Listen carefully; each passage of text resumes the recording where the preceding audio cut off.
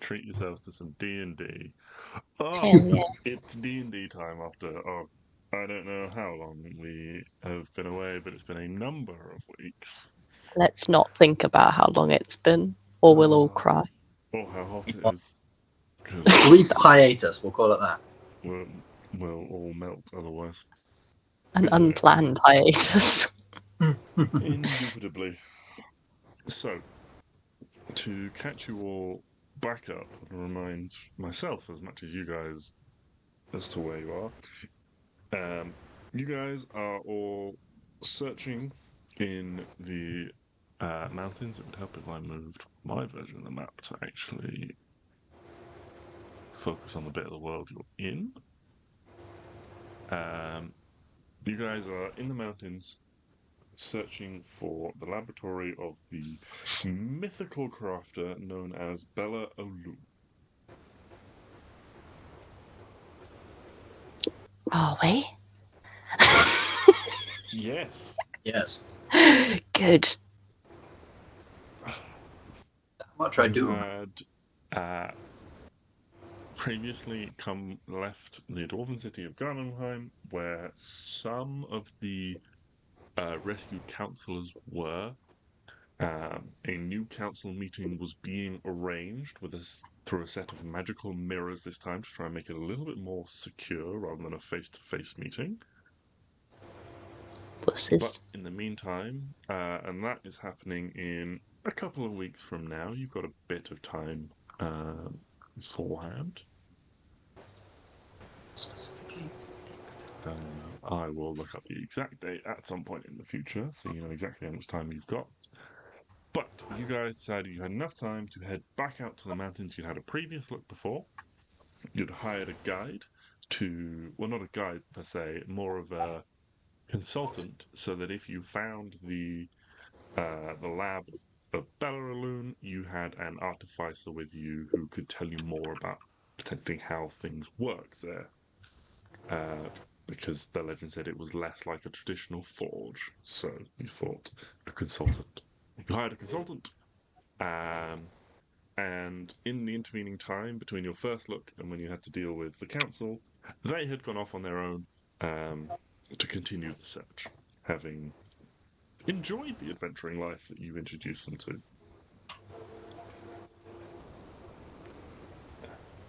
So you had to track down your guide, which you successfully did, and saved him from a pit fiend, one of the larger and more threatening devils that you had seen unleashed upon the world in recent months. You then followed the map he had been making along the way, using it as a guide deeper into the mountains, until you were approached by a well-dressed cloud giant called Norfie. He gave you some food while you had a nice conversation, and you asked him about the laboratory and told him about your quest.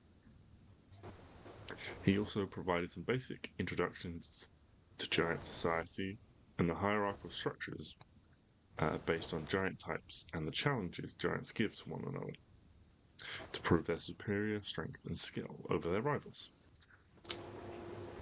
He then invited you to meet the Cloud Giant Chief, Thiazi, and cast Fly on all of you to enable you to swiftly traverse up the mountains, being somewhat of a spellcaster himself. And this is where we begin. As you all lift off the ground and take to the air with this cloud giant leading the way in front of you. Some of you are more used to flight than others. Arwen, you have taken on the forms of flying creatures, so this might come most naturally to you, but you're all fairly comfortable with it given the numerous amounts of times you've been converted into wind form by Stix's spells.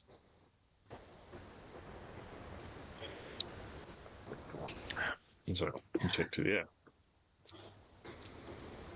As you do so, a sort of pale brownish shape alights from one of the ridges on one of the nearby mountains and begins to arc very quickly in your direction.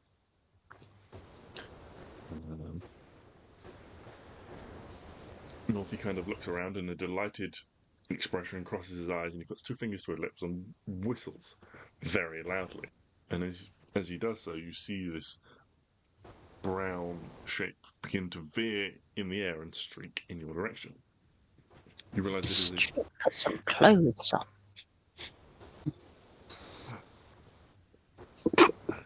Sorry. It's just been a while, forgotten how this usually goes. I have to watch each and every word I say with the utmost care, lest it goes against me. You said Stix put some clothes on. I didn't say Stix put some clothes on. Oh, you just said put some clothes on, right? Okay. Yeah, for the one that's streaking across the air or whatever he's doing. So, as this creature gets closer and closer, you realise that Stix puts clothes back on.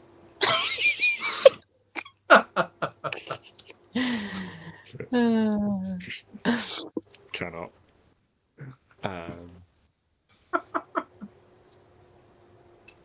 It begins to make out. You begin to make out more detail, and you clearly see it as flying on a pair of very large feathered wings. But the body seems much more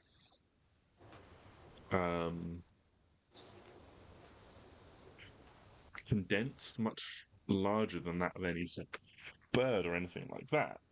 And as it becomes closer, you realise it looks to be like a winged bear of some kind. Oh, I remember now. Until it gets close enough and you realise that it is in fact a flying owl bear. Oh. Which, And as it gets close, kind of, in a very sort of dog-like fashion, kind of tackles Northy in the air. And you see him sort of struggle a little bit as he gets taken over, and the owl bear stops flying and just kind of grabs onto them.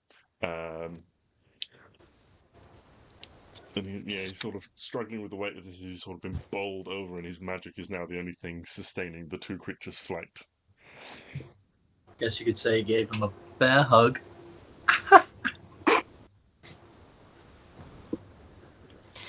oh, Moving on. Yeah, but you can see the creature is sort of excitedly, sort of nipping at his face and things like that. Yeah, kind of sort of gently sort of bats it away. At which point it kind of turns around and begins snuffling down by his waist. So he pulls out some food from a pouch that it's snuffling towards and feeds it some treats. After this, it seems to notice all of you. You all being much smaller than a giant, it may not have noticed you initially from a distance, but it kind of launches itself off, kind of giving a kick into the middle of Northy's ribs as it propels itself into the sky and begins to excitedly begin flying all around all of you. can I hug it? Yeah, you can. Yeah.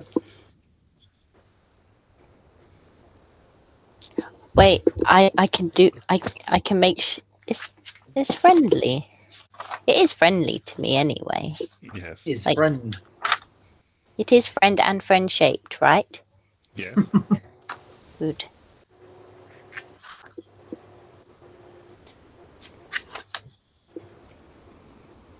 What does Beast Bond do? What does Beast Bond do? What does it do? Beast Bond. Oh, I get a telepathic link with one beast that I touch.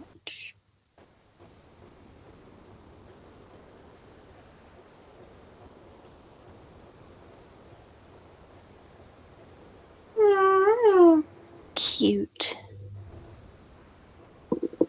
I haven't used that in ages. Well, I give this big owlbear a hug, and we are now best friends. Yeah, it's certainly larger than sort of the average owl bear that you might have seen, and you kind of wrap. It doesn't necessarily seem to notice you at first. You kind of have to push quite hard to get through all the feathers and the fluff. Oh, the fluff. But yeah, it kind of notices you, and it's kind of, and then it tries to like sort of like turn its head to like look at you, sort of like pressed into the side of it, which just results in it doing a sort of little tornado-y windmill in the air. And I'm just hanging on for dear life. Yeah, pretty much. Excellent. Good. That's exactly what I wanted. All the while this is going on, you continue to follow Northy as he rises up through the air and leads you in sort of a southwards direction. Wending your way through some peaks over the course of several minutes, you eventually see that there is a mountain. I mean, all these mountains are very large, but there is one that seems to be slightly larger than the others, and it just seems to have a gathering of cloud around it. The tip of it pokes into the clouds, and the clouds have come down low, so there's almost like what looks to be like a perpetual cloudscape just surrounding the top of this mountain. Perpetual cloud. What's the giant's name? Northy. Northy. I think I was ill at the end of last session, and I do not remember a single thing, and I didn't write anything down. He's a cloud giant? He is the cloud giant. He is cloud giant. And we spent rather long trying to figure out how to talk to him until eventually we realized he could just speak common. Love that for us. I think we even tried like me casting or Klari casting tongues on me so I could speak to him. Mhm. And then he was like, I can just speak common, guys. It's okay. You know, basically. Which was funny. Can I ask Northy what the owlbear's name is? Oh, yes, I should have introduced you. This is Nimbostratus.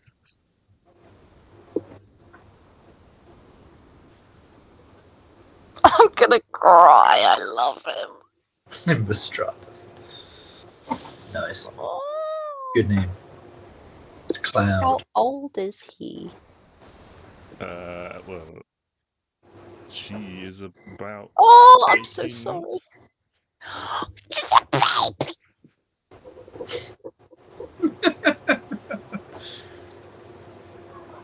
Oh, I'm gonna. Oh, you can't throw me back in like this. Oh Sorry, I can make the owlbear go away if you'd prefer. no!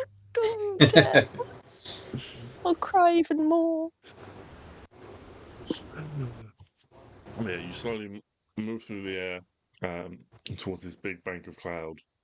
At which point, as you approach and it looks like you're about to enter, Northy kind of waves his hand across, and almost like a swirling of wind, a load of the cloud just sort of rolls back and opens up into a tunnel that leads through to the mountaintop itself. The top of this mountain is kind of pits as you move through the cloud bank, and you can see that there is this kind of ring of protective clouds surrounding it, disguising it from view. You can see a couple of other peaks of the nearby mountains poking into the clouds as well. You can see there is a somewhat sort of quite flat-topped and slightly tiered mountain, and at the highest tip of the peak, it almost looks like it's kind of resemblant of like a broken tooth or something, where it's been like, if you imagine the top of a mountain like shattered off. So it's a bit wibbly wobbly, but mostly flat compared to the sort of sharper peaks of the mountains around it. But you can see huts and buildings, but at the far end, what you see is seemingly made from clouds is a giant staircase that descends further up. And looking up, following the line of that staircase, you can see pillars and turrets of a cloud castle floating in the sky. Ooh. Who lives there? I would imagine this storm giant, or cloud giant even. Who's this? So that is the home of Chief Thiazi, as well as his family and several others. If there are any conclaves or what have you,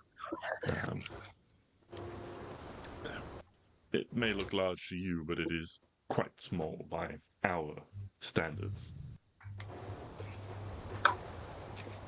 Yeah, that's fair. Please.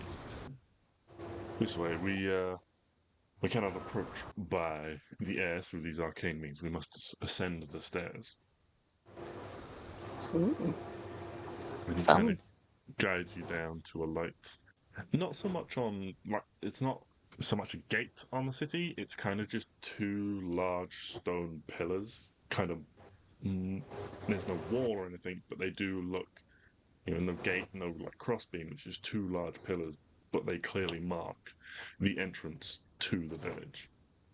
And you're all very high up, and you'll start, the cold has kind of set in. You haven't got wet from these clouds as they've been magically moved out of your way by Norfi, but as you alight on the surface, the wind seems to lessen somewhat, and a warmth seems to seep back into your skin again, as despite its altitude, the temperature is much more temperate up here within the village itself. You see several giants moving about. You see one is stacking firewood by the side of a house. Two of them seem to be having some sort of wrestling match in like a little field or something off to the side. You see a couple of little like cloud giant kids go like chasing another like winged owlbear down a side street. The owlbear has what looks to be like some giant like pots or something like tied to it, so they make a big clanging noise as it runs. And like the dwarves of this mountain don't know about this, or not of this mountain, but of this like mountain range. Do they? I'll ask the cloud giant. Are they aware of your presence here, or are you guys like? Is this considered hidden, or obviously we couldn't find it, but we only spent like a couple of days looking around the mountain, like a whole fucking mountain range. But we were winged, so we were traveling pretty quick. We are generally well hidden. Our collective histories, shall we say, of yours and our races have been not always the best. Dicey. Precisely. It's a precaution we take to safeguard ourselves. However, no, it's not my place to say. If the chief Oh no, wishes to speak on it, please. he will. We can pretend that we haven't heard it before. We're very good at pretending. Look, God, my best friend is Stix.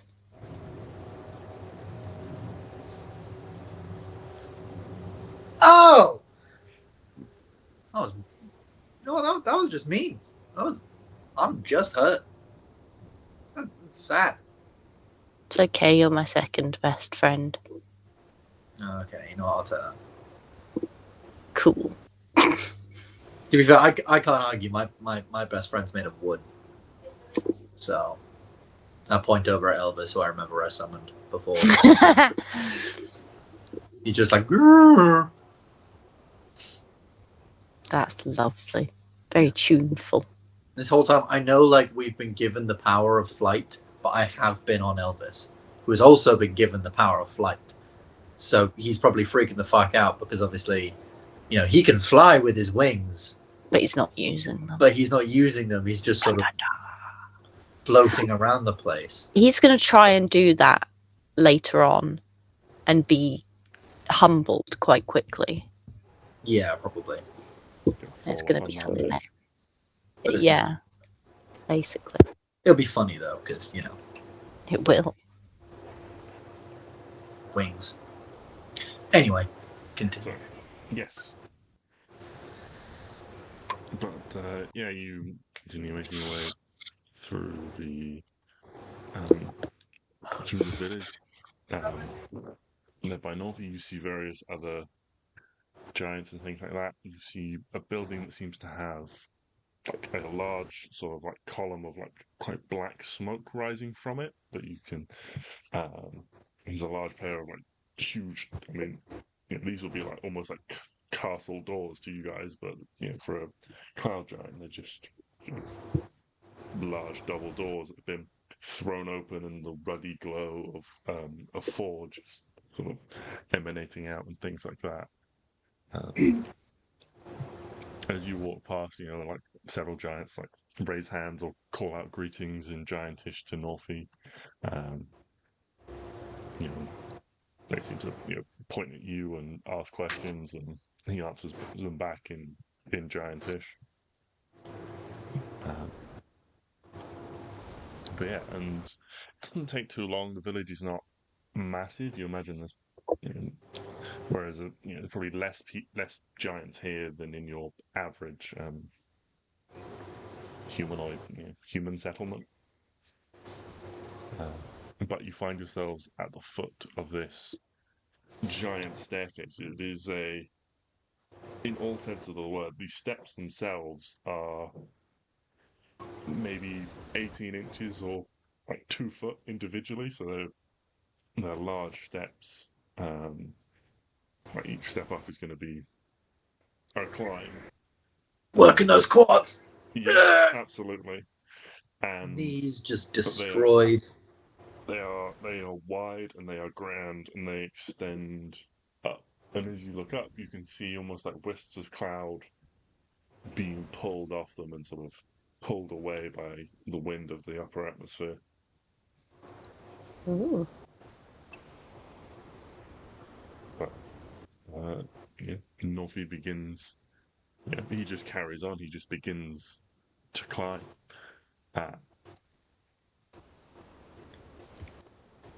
And so you all following? Yeah, if the owlbear's coming. Yeah, let's go. Yeah. The owlbear kind of like jumps up and begins to follow, and as you place, it's a little unnerving putting your foot on what is certainly cloud in front of you, and you can see it almost looks like it's got like a fluffy texture to it, like cotton wool. It has sort of little wisps of mist and things curling around it, making it look insubstantial. But as you place your foot on it, there's a heart-wrenching moment when your foot passes through the half-inch of fog covering it and hits a solid surface. Woohoo! We're not gonna die. And you begin to ascend the giant. Wouldn't that be sad? Shit was This like, is you how place your we foot go. on cloud, and you remember clouds is made of vapor, so you fall. Right. These are That's Care Bear clouds. That's that wrapped up. Time to go back to bed. Oh. So, and up and up and up you ascend the giant stair. As Stix rightly said, it is indeed a workout for the quads as you climb these giant stairs. Oh, sorry. But I have a question.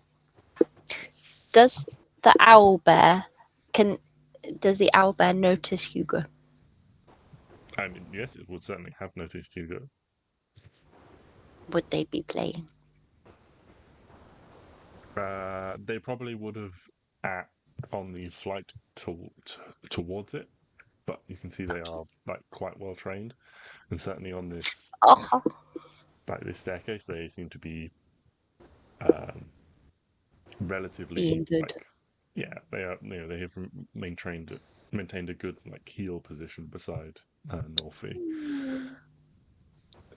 Their head is sort of like the perfect height that they can just kind of like stretch it up to where his fingers are just sort of down by the side, and he just like idly like scratches their head as they ascend. So cute. So like Hugo does to me.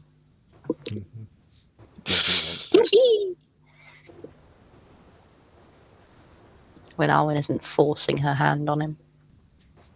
That sounds kind of dark. No, in a cute way. I see. I assumed it was in a cute way, obviously, but that sounded sketchy. Oh, it's consensual. Exactly.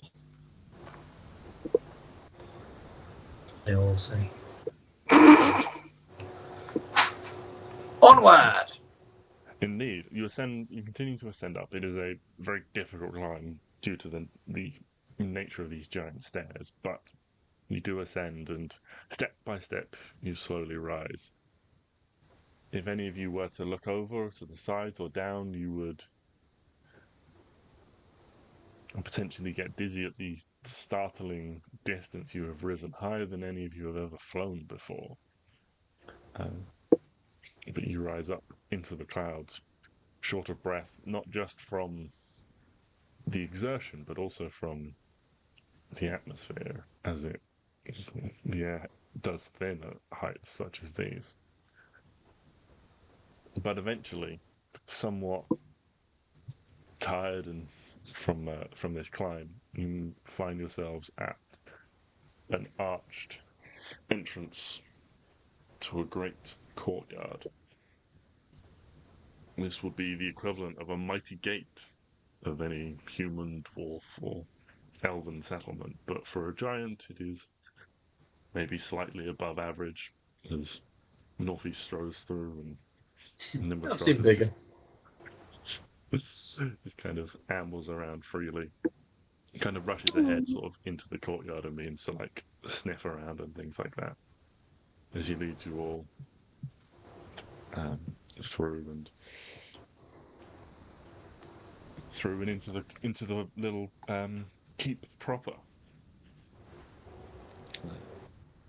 Yeah, he makes his way inside, opening big heavy doors for you, leading you down. The castle itself, having arrived, seems to be almost be made of storm clouds, so dark and dense that at times they look like they could be stone. The only giveaway is if you stare too long at a particular spot, it's the swirling nature of the clouds themselves that gives away that it is in fact cold hard stone. Also, it's stone made to look like clouds, sort of thing.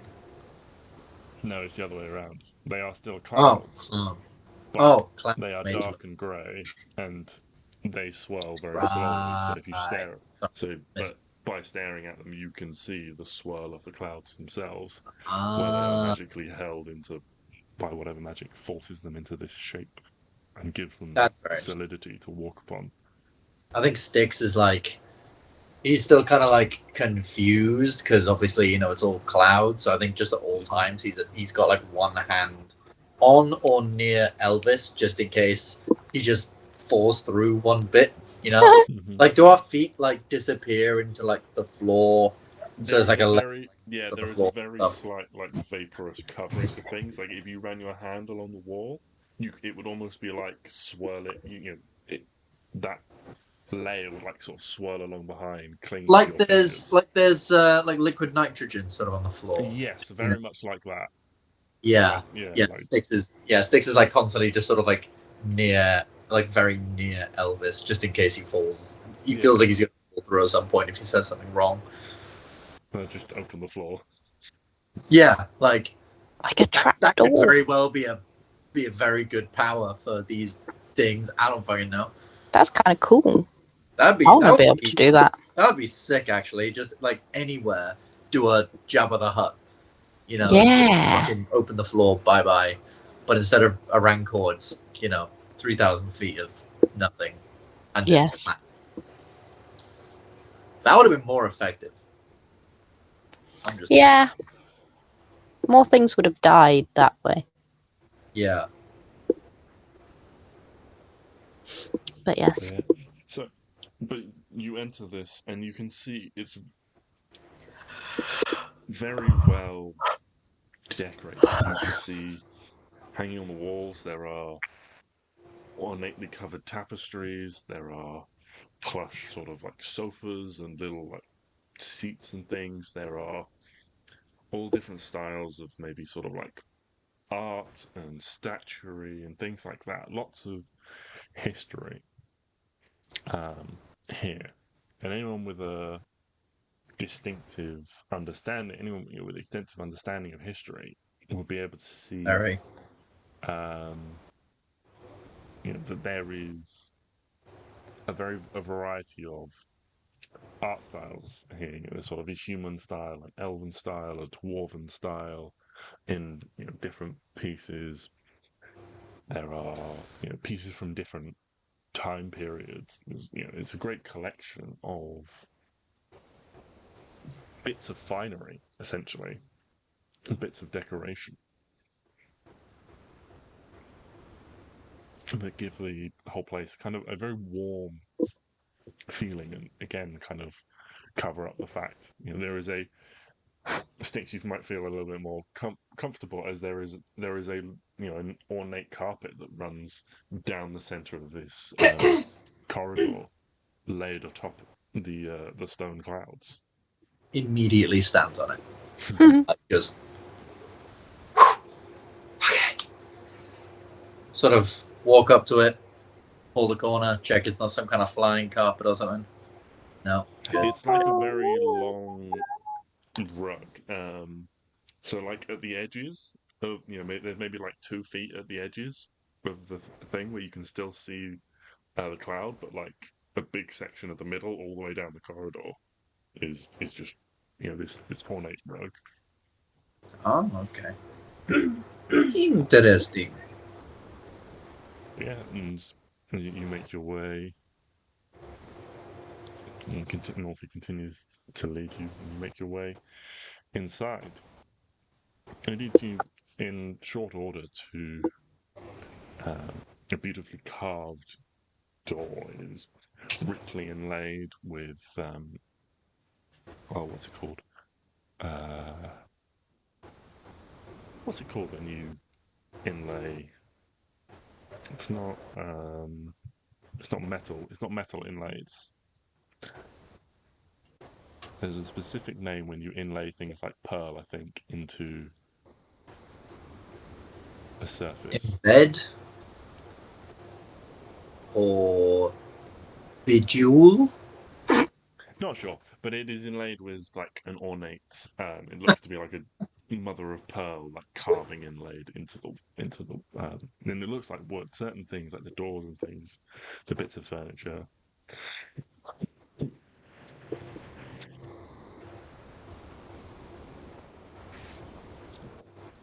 But yes, they will look. And he kind of puts a hand on the door, and then he turns back to you and says, I will introduce you to the chief. He will be very interested to meet you. Be polite, show respect, but as I said, don't show weakness. Gotta say, this is a much better greeting than the fire giants gave us. We had to clear a whole fucking mine of devils for those guys. Well, our brethren are not as, shall we say, ambitious as we are. They like to keep to themselves. They're very territorial, whereas we are more generous. when I revealed myself to you, you were not aggressive, which led me to believe you could be trusted. So I thought, why not? And I'll bring you. I thought I'd bring you to the chief, and we'll see how it goes from there. Fair enough. This Also, could be this fun. quest you mentioned, I think, well, I think you'll see, and that hopefully we can help each other. He knows where it He is. pushes on the door, and it Knows swings something. open into a not overly huge room proportionally, but a reasonably sized sort of audience room. You can see at one end there is rather than just a throne sort of out in the open, there does seem to be like a desk. It's almost like this is acts as both sort of audience chamber and study as well. But there is a large desk and a giant sat in a chair. Behind it, you can see there are a couple of others stood beforehand, deep in conversation. They're kind of leaning over something on the desk and things like that. Yes. I need to take a quick break because with this sore throat, I have had rather a lot to drink today, and so I just need to nip to the loo. Go for it.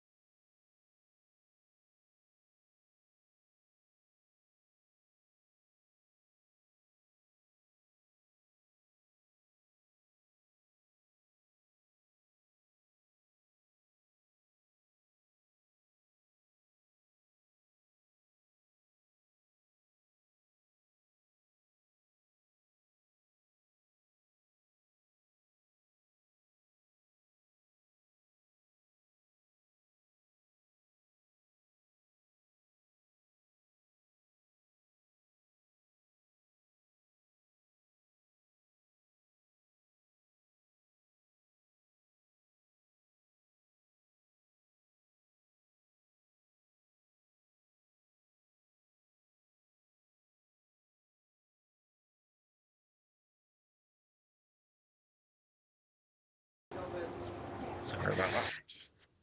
Fuck Easy. it. It may well happen again, given the amount I've had to drink today. It's okay, you don't have to justify it. Also, really quick side note. What? I didn't see it. Fucking fourth one. Put it in the fucking bin. It's so beautiful, but I don't want it. I don't want it. I want the other ones. Sorry. Carry on. Fourth Umbreon full art pull. In a row. In a row. This is some Pokemon meme I'm too cool to understand. Yes, you are way too cool. I am too nerd. You said it. You confirmed it. Mm-hmm. Cool, guys. Yes, you are Wait to tell my mom. the coolest. You always tell my mom. Sorry, that got me.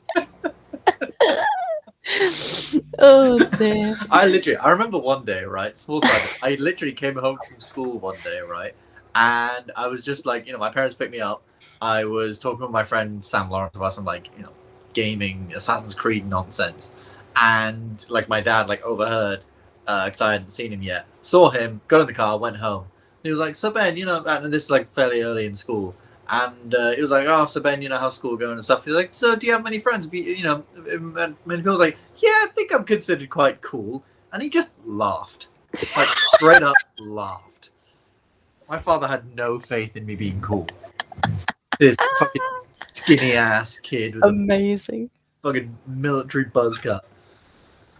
I mean, you were at a boys' school, so. No, it was Could've- it was a boys and girls school. Oh, well, I thought you.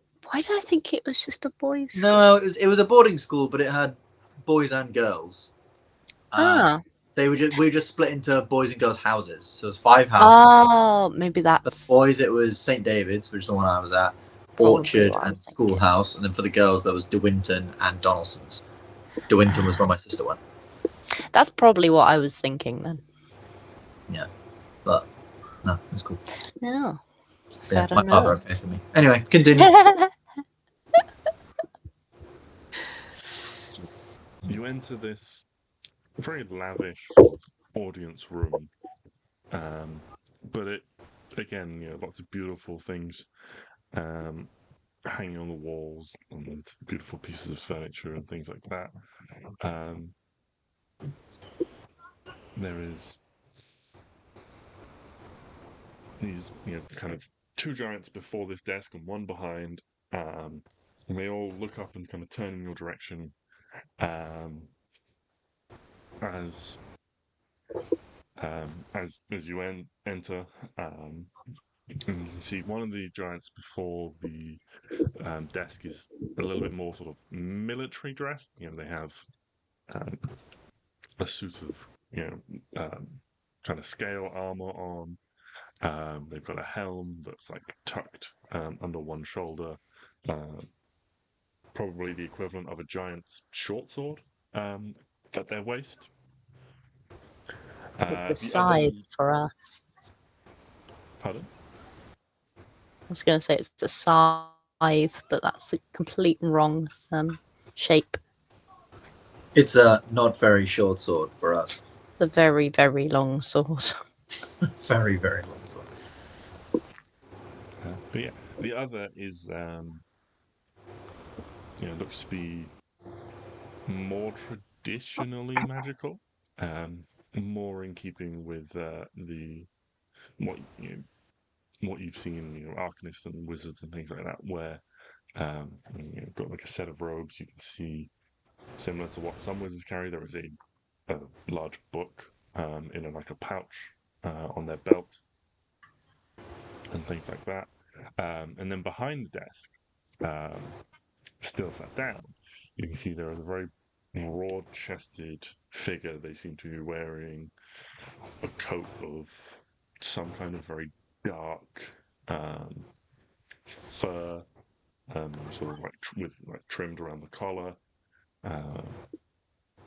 and they themselves have their hair is very short on the sides, but much longer, like down the middle, on the top. And very bright blue eyes. And as you move in, and the figures in front of the desk kind of step aside, so you can see the chief. You can see that there is a very, compared to the pale skin, one of his arms is very dark and black. And as you look at it in detail now up close, you can see that you can see joints and hinges, and you can see that this arm looks to be mechanical in nature. Mm-hmm. Cool. So but there are giants, so it's like fucking massive cogs and stuff like that. Cool. Yeah. And as you approach, they push themselves back from the desk, get up and walk around it. And as they sort of turn, as they walk around the desk, you can see kind of on the outside of the upper arm, there is like a very faintly glowing like blue gem or blue crystal embedded into it. They've got one of the stones. The Infinity Stones.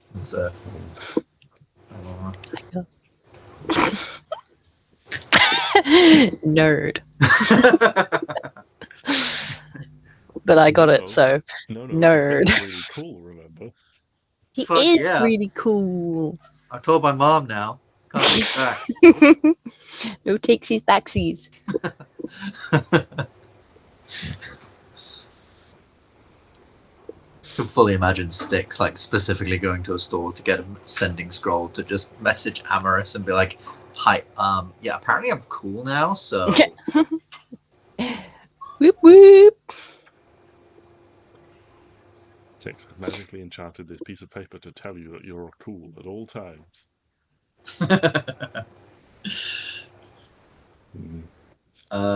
Cool. Yeah. Walk up.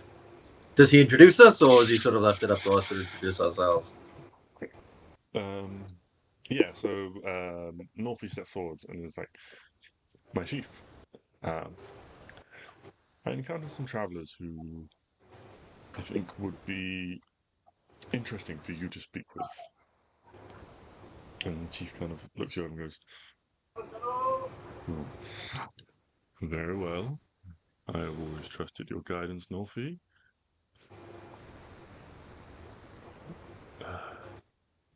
Kimir, Montgracier, we shall speak on this later.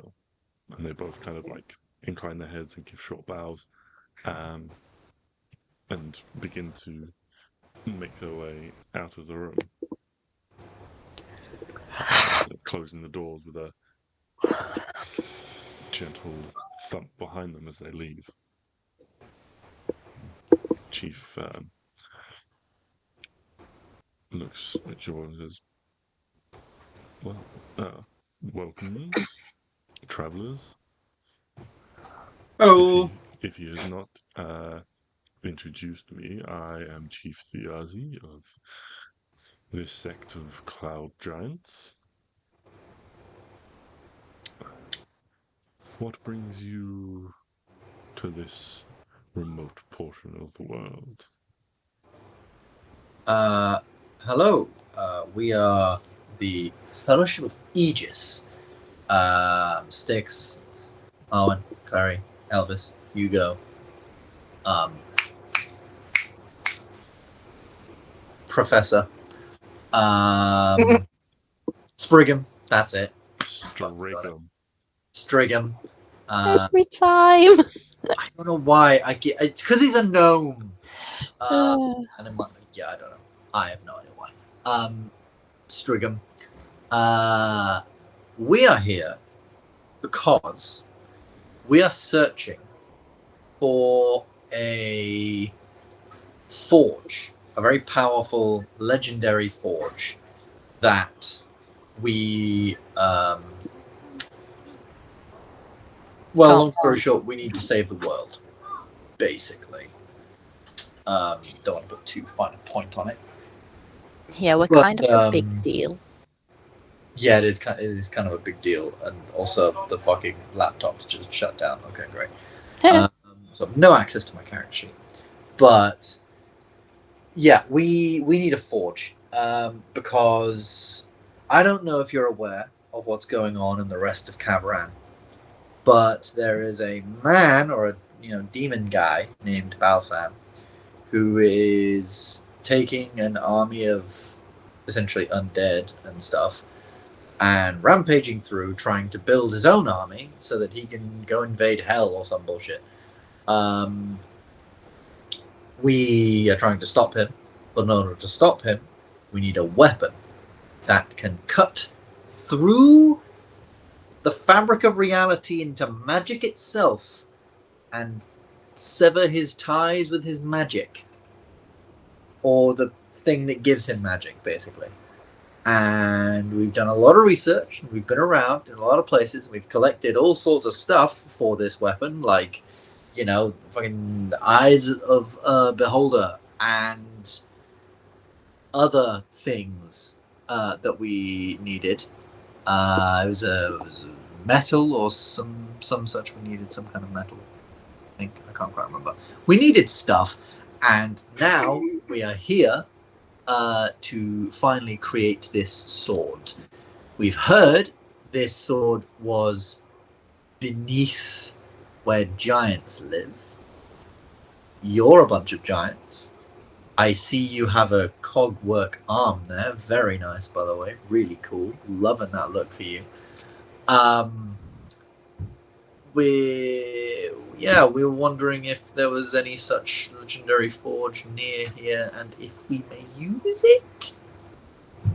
Pretty please. Pretty please. With a cherry on top. Multiple cherries. A giant. One cherry's gonna be enough.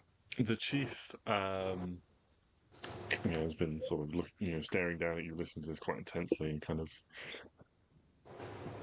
straightens up and leans back, kind of rubs his chin, and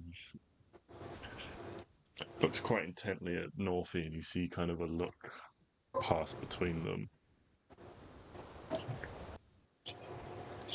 And then he reaches up to his shoulder and sort of behind, and he reaches behind his shoulder, and you hear a click, and then he reaches under to the inside of his arm, and you hear another click, and there's a whirring and a pop of steam, and then he grabs his whole arm and basically just slides it off, and with a massive thunk, lays it down on the desk, and then he kind of flexes the stump of his upper arm around and sort of wiggles it free, and then takes his hand and just goes and just scratches at it vociferously, and he's just oh, that was driving me mad.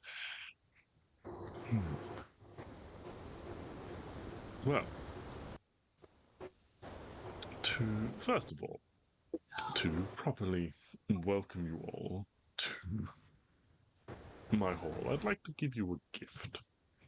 And he walks over to the wall where you can see that there is this giant horn, sort of iron or gold bound drinking horn. He kind of lifts it off with one hand and brings it over, and kind of offers it down to you. He's Northy, if you please. And Northy just says some arcane words, and the horn shrinks down to a regular size. He's visitors are welcome, so please accept this as a gift of my hospitality before we do business. Can I? We've been betrayed a lot, so can I just make a quick I guess just insight check into this? I think Stix would be immediately wary of being told you need to drink something. He's not giving you a drink. He's giving you a gift. It's empty. Oh, right, okay. He's giving us the horn. Yeah. Sorry, I thought you said drinking horn. I thought there was stuff in it. Never mind. No, it's just it is a drinking horn, but it's it's very you can see it's got the gold banding around it. It's very ornately carved, clearly worth quite something. But yeah, he's giving it to you as a gift of his hospitality. Okay. Huh. Thank you. Assuming this is massive, I'll just sort of. Yeah. Well. Yeah. He began to offer it to you, and then he got Northy to shrink it. Oh. Oh. So it's normal sized for you. Because it nice. was half the size of Stix. Cheers, bruh. I was gonna say if it was still big, I'd just sort of open the bag of holding and just sort of put it in. That's like I just. I don't think that's gonna fit. But nice. Oh, thank you very much. That's very very kind of you. You cloud giants been well. We've met I was telling Northy, we've met a few other giants in our times, and you guys are the first people to not try and kill us immediately. So this is quite very nice. This is a nice change of pace. Yes. A lot of our brethren are much more bloodthirsty than we are. Yeah. Don't get me wrong. Do not mistake our generosity and our slow tempers for weakness. Oh no! Of course not. But it's nice to be able to deal with, you know, uh, deal with people socially and actually speak to people. Because I think when we met the fire giants, they immediately wanted to kill us. When we met the hill giants, they immediately wanted to eat us. When we met the frost giants, they were pretty hesitant at first. Um, don't think the stone giants liked us. Yeah, Well, actually, a lot not of bad. us are very used to being unwelcomed by the small folk, and despite our great size, find it prudent to protect ourselves first, rather And than that's risk yeah, attack. Although that's one fair may enough. argue that such actions then promote the hostilities that we wish to avoid, and thus the circle perpetuates itself. Be that as it may, this place you speak of, it exists. We are somewhat aware of its location. However, there is two issues. The first is it is unsafe.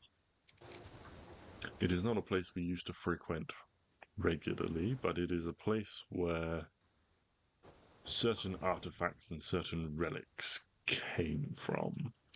And he kind of gestures with his good hand towards the arm on the desk. The arm, for instance, long has it been worn by our chiefs as a sign of our history, as a sign of our rulership, and as a sign of our devotion that we would sacrifice for our people.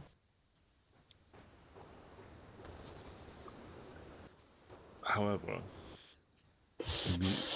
a number of these things are magically powered. This power source we have not been able to replicate in a very long time. The braver and the more foolish, younger, perhaps, of us occasionally will go in search of more of these things, but in years gone by, less and less have returned, and so I have forbade the practice, for the loss of life was too many, and we are too few to go frivolously hunting treasures. So while I may give you the location, be warned, it is deadly in the extreme. Things Okay. lurk in the dark of that place that should not be, that should have been buried, or, well, should remain buried and forgotten. The second issue is, what are you going to do for us? Um. What do you want? Yeah. What do you? What is it we could do for you? I mean, we are renowned over the world for problem solving, monster hunting slash killing, protecting. You know, all sorts of good deeds and such. You are people of significant standing, you say?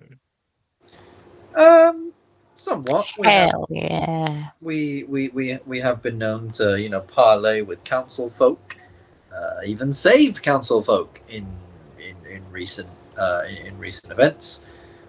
You Um, have you know powerful. Do you hold sway over these individuals? Are you rulers? Do you hold land and territories? Do you have the influence of kings? We have a house. Yeah, we don't have any land, of our own. We do. We have Well, yeah, we have a house. but we aren't, rulers or anything like that. What is the But, name of your house? we have significant sway with the rulers that be, given that we've saved their lives multiple times now, and we are fighting, on their side. I believe we have quite significant sway with them. What is the name of your house? I am somewhat familiar with in the histories of small folks. I know the names of several of your great houses. Oh, well, yeah, I don't think our house has a name. It's just on a street. Oh, I see. You have a dwelling. Yeah, Yeah. but it's not a bungalow. And in this economy, I mean, that's something. Exactly. I was referring to the great houses of the lordships, the ones who hold swaths Oh. of land, who have the king's ears, and so forth. Well, Are I know those someone the who might circles have. with which you rub shoulders. Yeah, we rub shoulders with them. Yeah. Black Maya. Do you know that name? Let me see. Is that Genevieve's surname? That name. Yes. Well, that's just Right. rude. She's like really cool.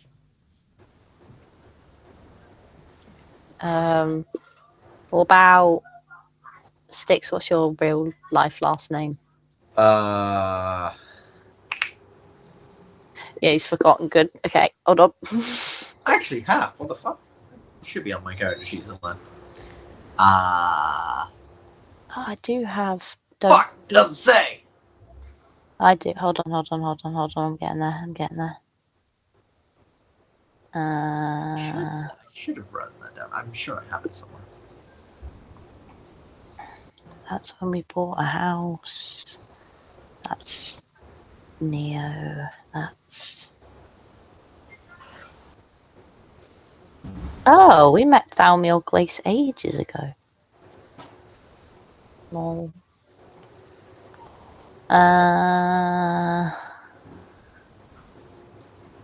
Hold on. Give me a minute. It must be in the other one. Yeah, it is in this one.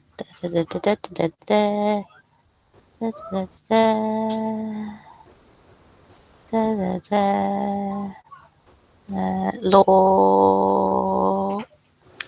You're not a Bloston, are you? No, I'm not. No, that's the lady. Lord Leo Cass.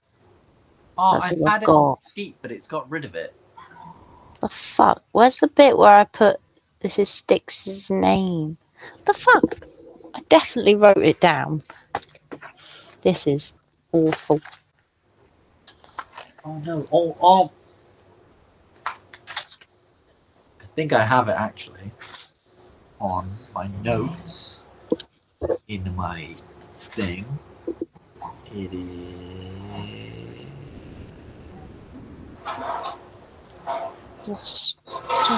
Lost Leo Cass.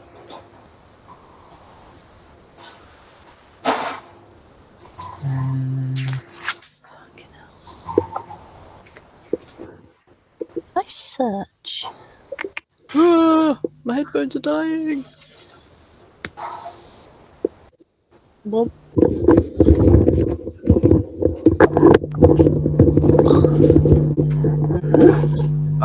Okay.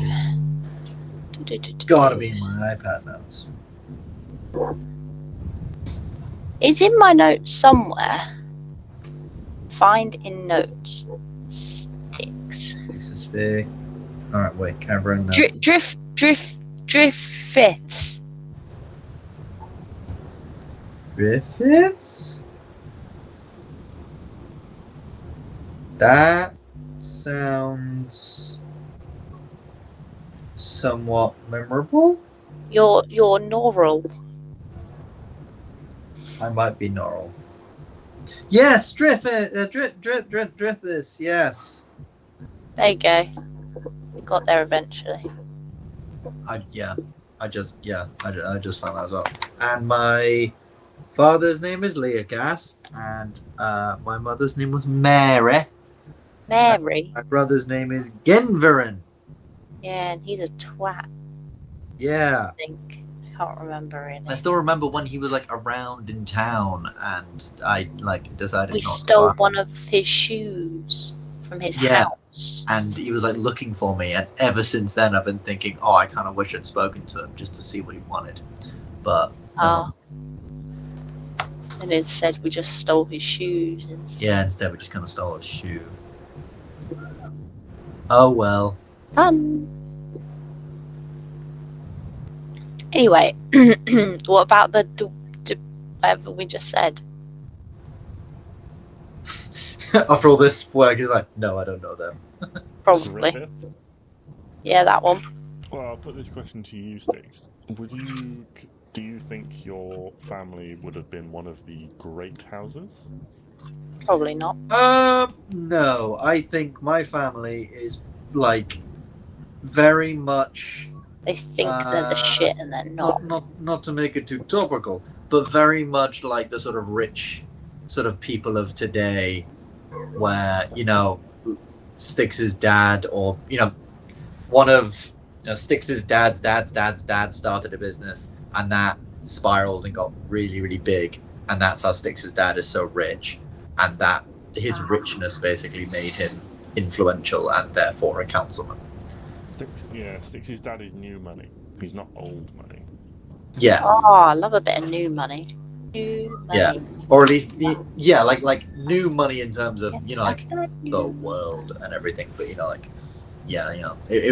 wasn't like this whole like business empire wasn't stuff. It wasn't Stix's dad that did it. It was like his great grandfather or something. Yeah, he just inherited it and made himself political, and that's basically all it was.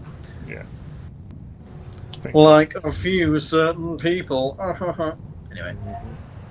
Yeah, when you're talking great houses, like in Game of Thrones terms, you're thinking like your Starks, your Baratheons, your Targaryens, like the big names.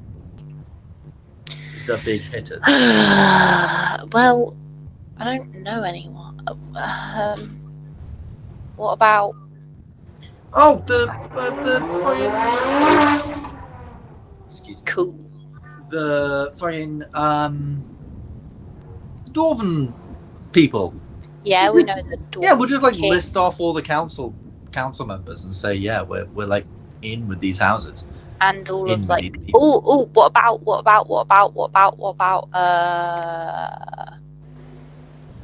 like religious people? Does he give a fuck about them? Do you care about the god Zariel? No, no one cares about her. Except I think people do. What about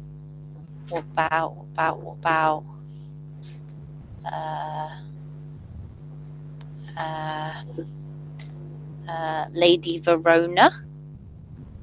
She's cool. What about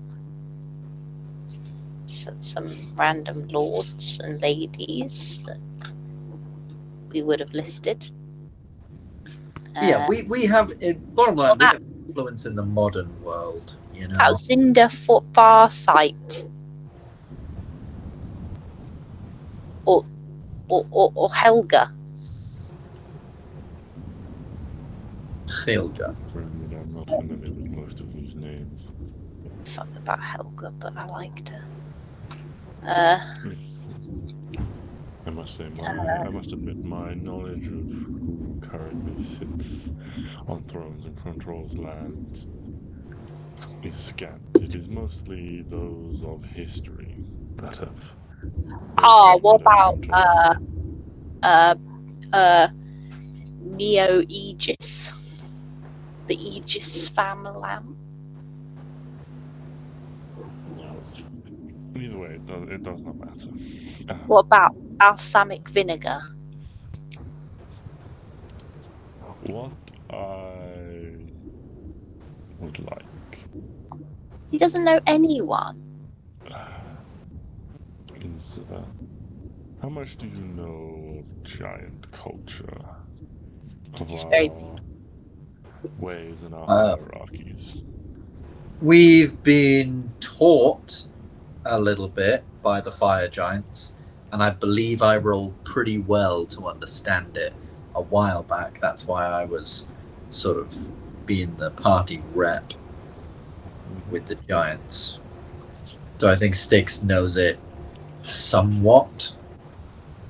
At the very least, you know, he's aware of the ordning or whatever the fuck it is. Yeah, the ordning. Yeah. The ordning. Well, in the ordning, only one race of giants sits above the cloud giant. The storm giant. What are you? We are cloud giants. Right. Sorry. There's somewhat of a like. Is there a difference? Is there a visible difference? No, I'm not. I'm asking you as a DM, not as a. Yes, there is a visible difference. Okay, I probably would have known that then. Yeah. Let me find some pictures of giants for you in this lovely book.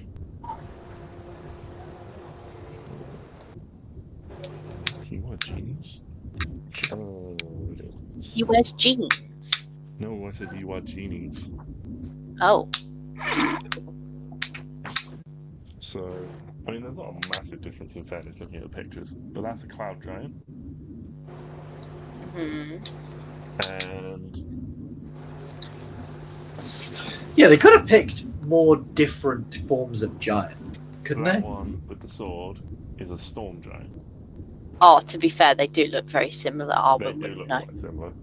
Storm giants are like sea giants because they like storms, and they're generally to do with the sea. Why aren't they called sea giants then? Because they wanted Thor. I think they just wanted one to do with lightning, and they were like, but we can't call it a sea giant because there's no electricity in the sea. Okay, well, what about like lightning and shit? Okay, well, but one of the giants needs to live in the clouds because that's, you know, a thing. And they're like, all right, well, we'll call them cloud giants. It's like, but storms are literally just building up of cloud that causes weather. Very confusing. It's very, very confusing. I think I need a picture book.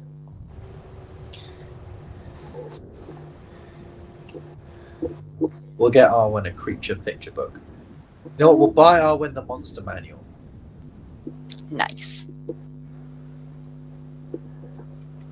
But it's just the pictures. That's storm giants from the new monster manual. So, And that's not these ones. We're having clouds. Yes. Because it's made of clouds. I remember now. Okay, sorry. Yes. We're going to find cloud giants as well.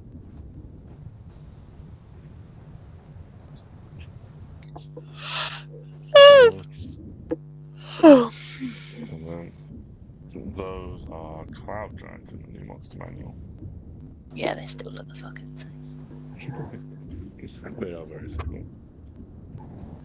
It's like, yes. So yeah, he says, one race of giants sits above us, the storm giants, and I would like to topple them from their perch in one way or another.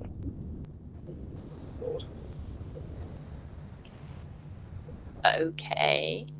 Are they bad? They are neither good nor bad.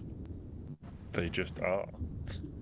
But they lord their position over us, smugly in our scant few dealings that we have with them. And it rankles me to be beholden to another. We giants respect strength. And if we could sort of prove ourselves to be stronger in some way over them, then we could take a position above them. I have 2 ideas of how to achieve this now that you have arrived.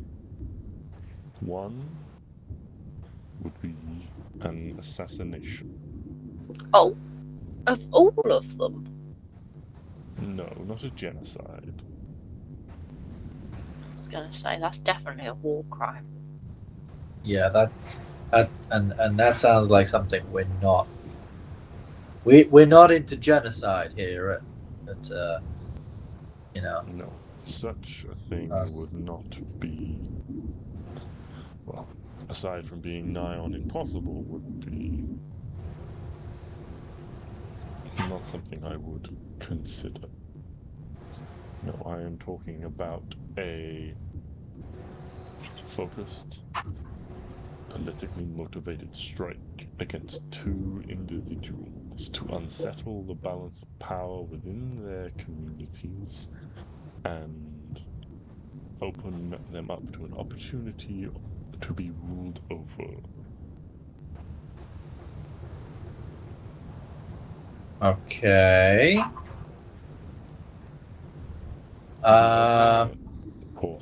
Another possible course of action is a shift in the power dynamic of the world. As it stands, giants stand apart. We have our own laws, follow our own rules, and are only beholden to each other and to the ordning. For those reasons as well, we stand apart. But I believe it is to our detriment. We know little of your histories, of your goings on. We hide ourselves in scant corners of the world because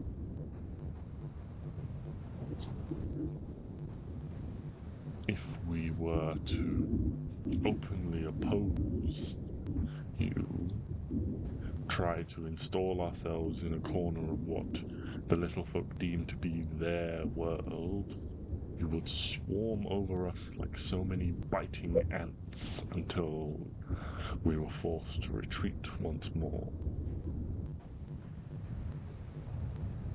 What is the delightful expression I heard so long ago? Ah, yes. I would like a seat at the table, as they say. You want to be in the room where it happens. Okay. We can get you a seat at the table. But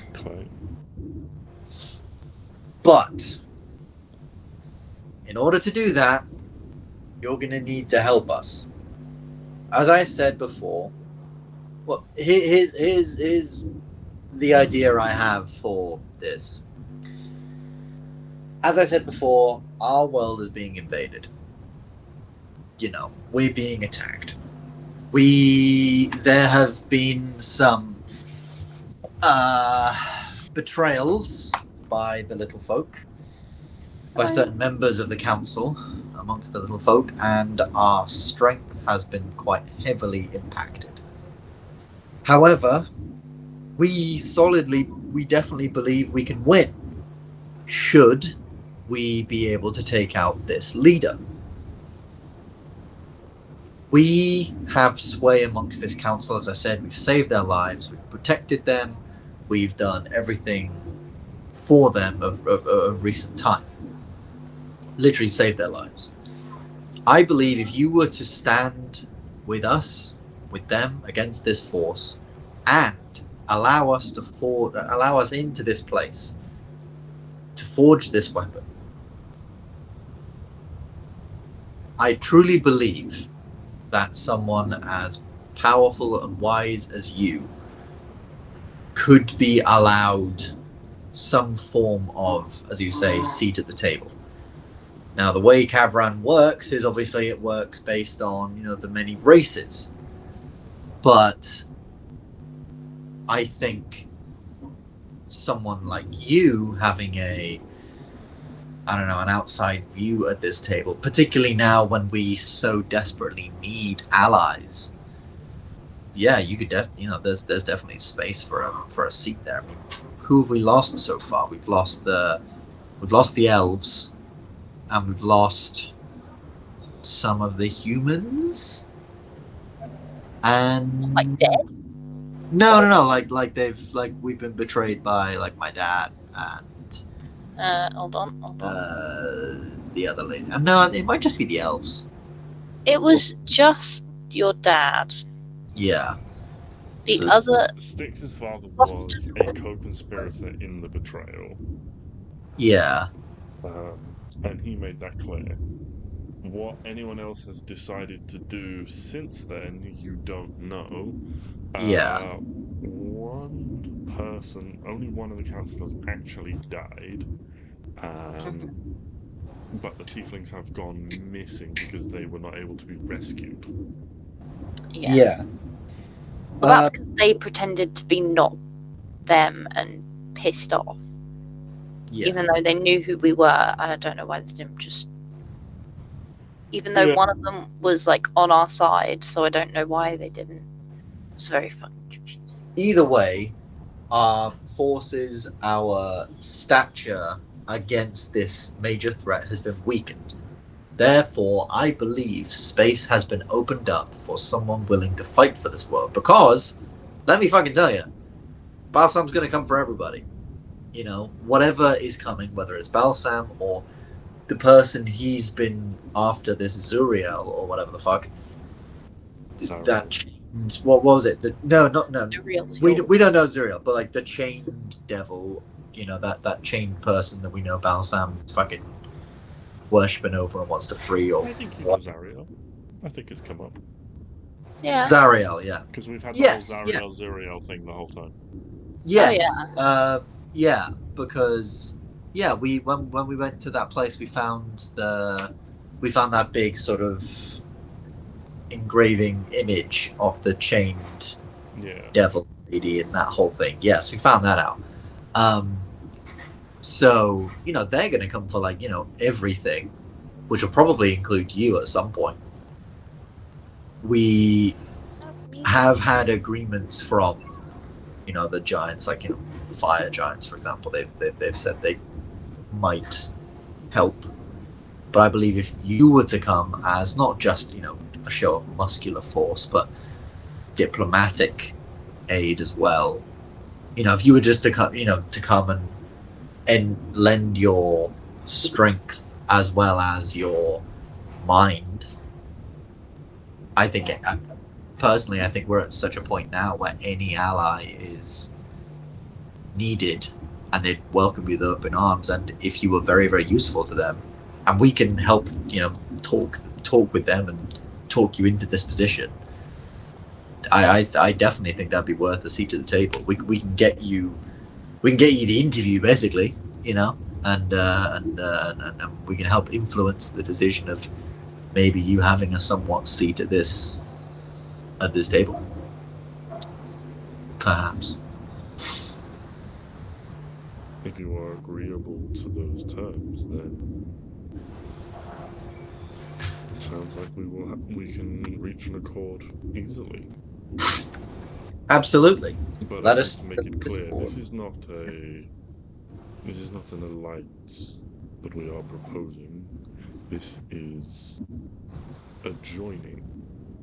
We wish to join the people of Kavran truly and wholeheartedly. Our position must be permanent. It must be a passed down titles. The agreement must be set so that it is not once this threat has passed, and if your council is agreed, and we will aid you as we are one, we will be one. but it must be perpetual, continual. You must be afforded the same rights as the others. And when one gives up their position, another must be allowed to take their place. Yeah. I think as long as we can speak to them and we can have those words, but I think if you come to them as well and prove yourselves to be, because obviously Kavran is not just the race of Kavran, the council of Kavran or whatever. It's a political thing. If you can prove yourself politically savvy, wise, intelligent, as I'm sure your people are, I see no reason why not. You're another race in this world, you You guys seem to be pretty good here. I don't really see why not. Is there, JJ, because obviously Ben doesn't live in Kavran. Ben plays a game in Kavran once per week. So You don't. does this, to someone who's lived in Kavran, genuinely seem like something, even if it's a little bit of a far out idea? Does this seem like something that could work, or am I just talking out my ass here?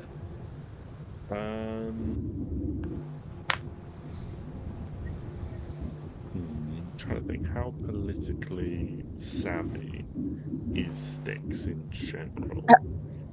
Not really politically savvy, but and not necessarily from a political standpoint, but just in terms of like Ben isn't very politically savvy at all. Ben doesn't understand politics at all, but he knows that if I don't know, he knows the fucking,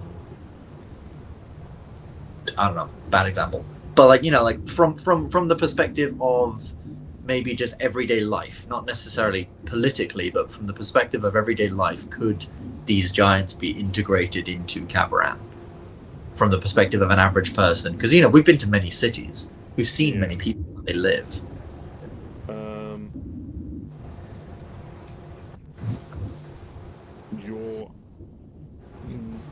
I don't know. I guess the best way to solve this might be with just a straight up intelligence check, and then I can give you some information based on that. That's fair. Yeah, I was thinking maybe it might come to that. Get our first dice roll of the evening, almost 2 hours in. Whoop, whoop. Could I say it's insight? No, I think this is more. You could have history if you had proficiency in history. I'd allow that. Oh, I actually do have a +2 in history. What the fuck? Oh, I have a +2 intelligence. I didn't know that. Interesting.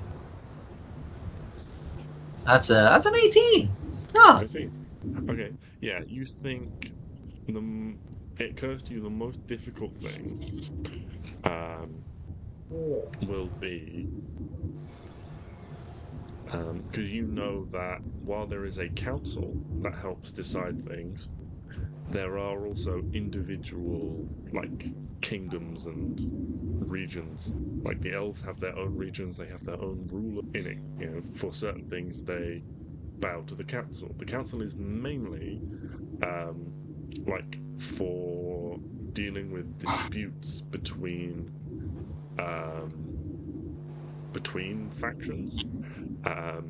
If there's issues over borders and things like that, but they're also there to help organize things. For example, a concerted effort to defend one's borders. The general practice, the general theory is that Kavran would be attacked from elsewhere, and so aid would be organized by the council to help whichever nation was under attack by all the others to unite Kavran as a concerted whole. So you think the issue will be the giants will need somewhere to live, and if they become their own faction, a section of Kavran will need to be carved out for them. Right. Okay. Which is likely to upset someone, at least one someone. because Yes. they're not going to want to give up a part of their territory. Is the thought that is the most foremost thought. Yes. No, that makes sense. Okay. Maybe we should all just live together in peace. Maybe we should. But I'm slowly learning that that's not necessarily possible. 2 further questions then. Number 1, the dwarves. So Are they questions for me, or are they questions for the chief? They're questions for you, the DM. Okay. Yep. As just initial. So Stix is sort of like, just sort of stood there having these thoughts. Yeah. And immediately the 2 things that spring to mind are, do the dwarves therefore technically, like in world, is it known that all these mountains, all the Drogdra mountains, are the dwarves? All of it? They are dwarves, gnomes, and halflings. Dwarves, gnomes, and halflings. Okay. The gnomes and halflings have their own. Their borders are more wibbly wobbly. Like if you ask like a human, they would probably say, "Oh yeah, all the gnomes and halflings live under the dwarves." Because the dwarves control all the mountains, which is not strictly true. It's just a very generalized point.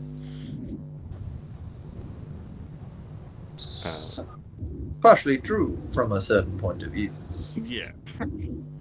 Right. So, and second, yeah, cool. Is there anywhere in Kavran that is not necessarily owned by a certain race, i.e., I know Valenmore Island? I don't know whether that's necessarily owned by anybody. I can't remember. Or the lands west of here, like the big forest and some of the mountains west and stuff like that. So, what's happening to my So, Valenmore Island, you know, is the domain of the Dragonborn. Right. Yes. Okay. And the lands west. Do you mean west or east? I mean west, towards sort of Sharptooth Bay, that sort of foresty bit, moving up. That's the east, my friend. East. Getting confused. Yeah, this is one of the reasons why I haven't done any like mad like switches. Be like, oh, there are actually 2 moons of Kavran, and the seasons are, the weeks are actually 9 days, because I just get confused and forget. There are 7 hours in the day. Yeah. Also, yeah, that shit's just too confusing to fucking take care of. It's like in official D&D lore, a week is actually called a 10-day. Yeah. And a week is 10 days, and it's stupid. Anyway. Hell no. Yeah, so that land,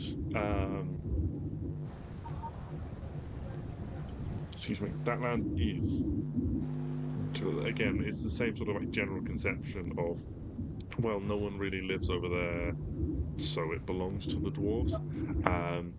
There are several orc, as a general conception, people would say, oh, well, the orcs kind of have all this in the northeast. Really, it's kind of empty because it's a long way from any sort of human settlement. It's outside the forest, so the elves don't really want to go there. But the orcs themselves, they don't really like being landlocked, so they mostly live around the edges. Right, okay. I love the sea. In which case, after taking a bunch of time to just think, which I imagine is literally this guy's been talking to Stix, and then Stix just sort of stays silent like this for a bunch of time. And then a lot of this would be like knowledge that Stix would know. Yeah. He could just call to mind as he thinks about it while the conversation is being had. Yeah, but then I think I would explain that to the chief, basically saying like, yeah, okay, look, we could make this deal.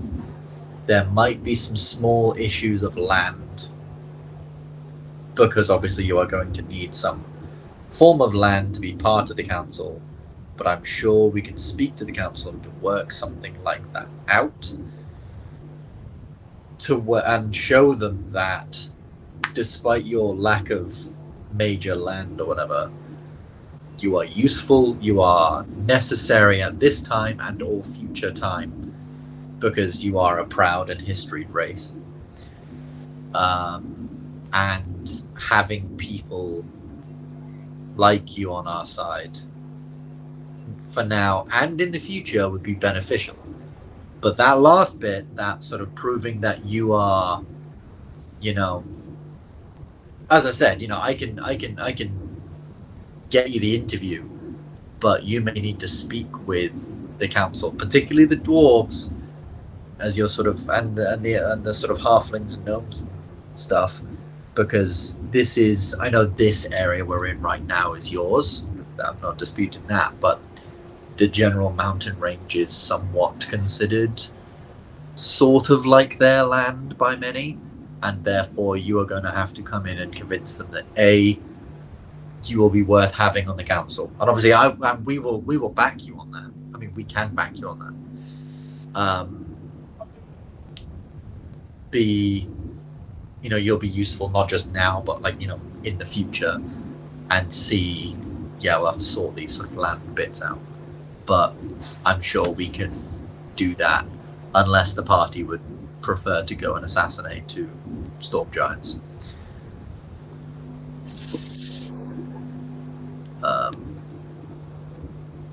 Both can be done by us, I suppose. One's just a bit more politically whatever. But yeah, I would say that.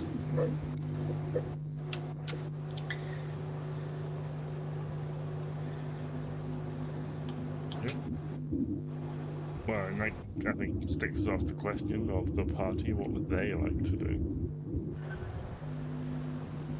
Are we feeling like we could kill a couple of storm giants, or are we feeling we'd rather talk to the council, see if we can get these people on side a bit, maybe get ourselves an ally?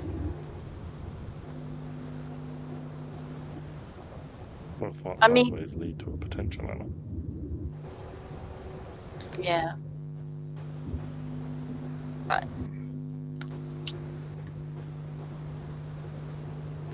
The council have bigger problems at the moment. They do have rather I big. don't think they're going to listen to giants wanting land currently.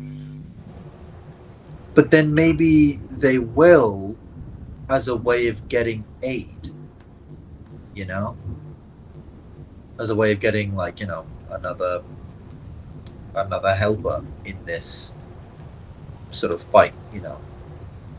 One of the questions Cathra Moulton did put to you all at one point was, do you know of anyone else who should attend the upcoming meeting? You know, any powerful Oh, individuals okay, yeah. who could Yeah, help? let's go then. Yeah, then Yeah. So, then yes, they will.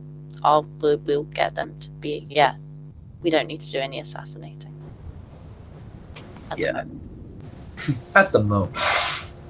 Maybe later.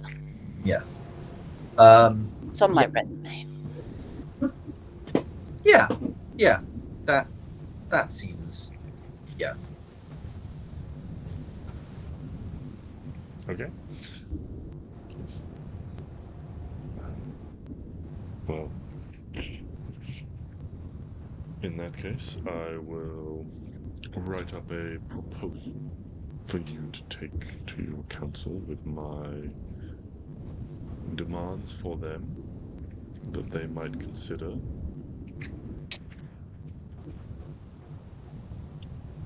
Okay. And What kind of demands? Or we'll just read it later. It's fine. the things I have already said to you, it must be a perpetual and inherited position. We, the Cloud Giants, will stand as the representatives for all giants should dealings with other giants be necessary. By your council, we will be those representatives, and we will be seen as therefore the leaders of the giants by your council. Okay, yeah, that's fine. As long as you don't want, And also, blood as long sacrifice. as you know, we can tell the council that, but remember, it's also going to need to be you that's actually going to have to, rein the other giants in, as it were. Like we can tell the council that, and we can convince the council to allow you to have rule over the other giants. But you're going to have to make sure that you're going to have to uphold that rule.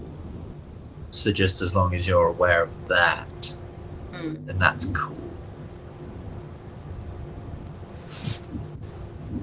I'm just thinking agreeable terms.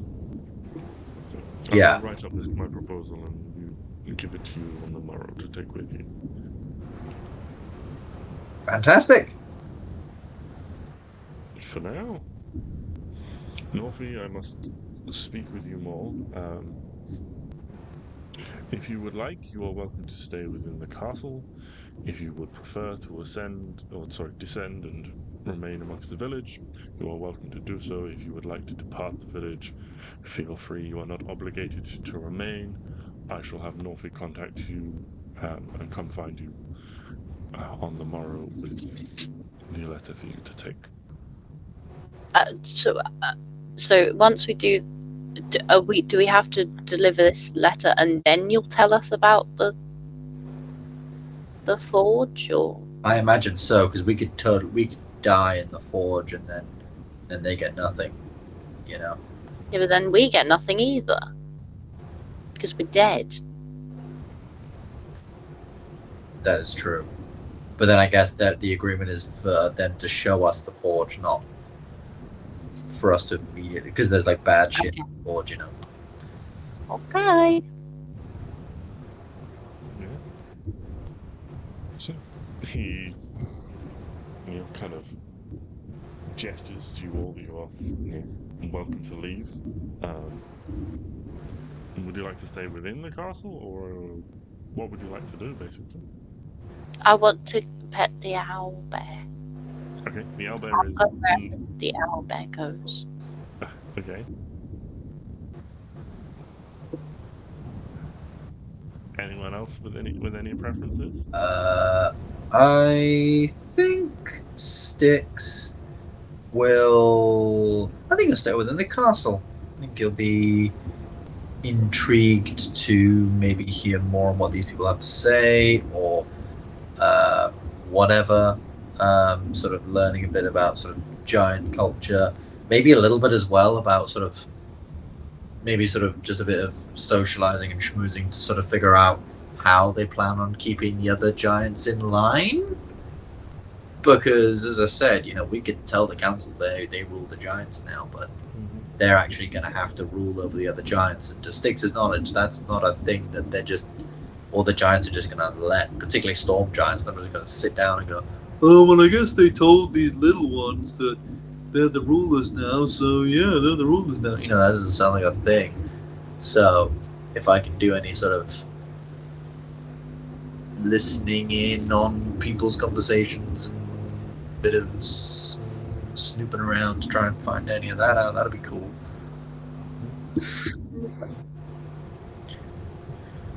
Yeah. Okay. So yeah, I mean, you head back out. Nimbostratus is just as kind of, contenting themselves and seems to be curled up in on one side of the courtyard, Arwen, if that's where you'd like to spend your time. Yes. Okay. Yes. Absolutely. What would Klari like to do?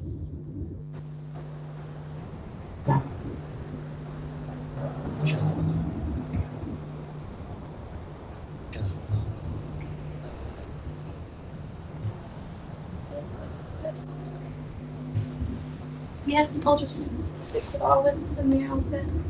Okay. Yeah. And Stix, you're going to sort of head off a little bit on to try and find out some stuff. Yeah. Okay. Just intrigued.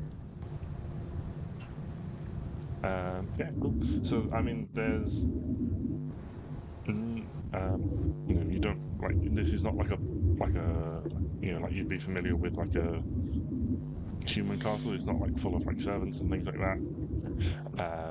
So you reckon if you want to find stuff out, you've probably got to go back down the stairs to the village.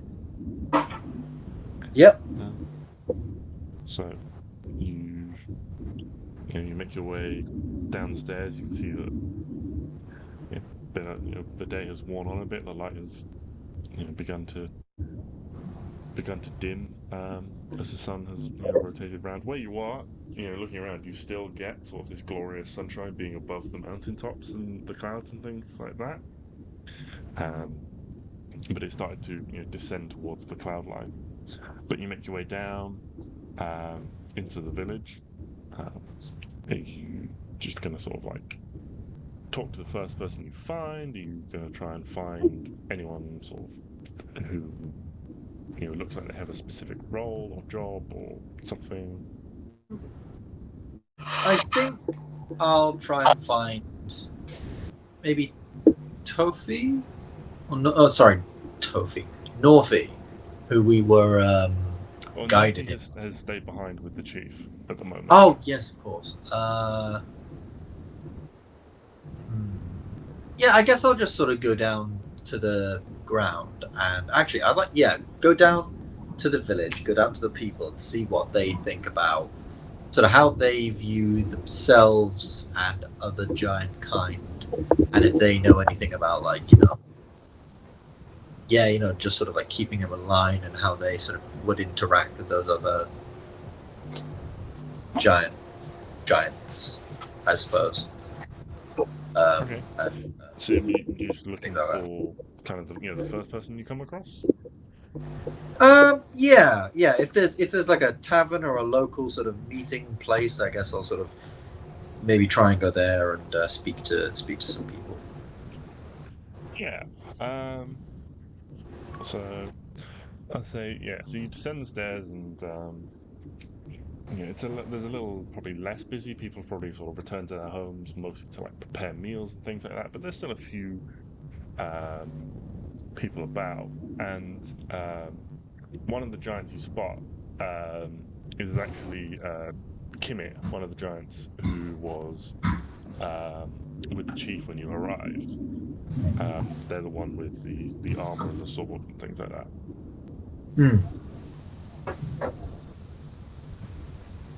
So like calling out to them, sort of hailing. They turn in your direction, look around, look down.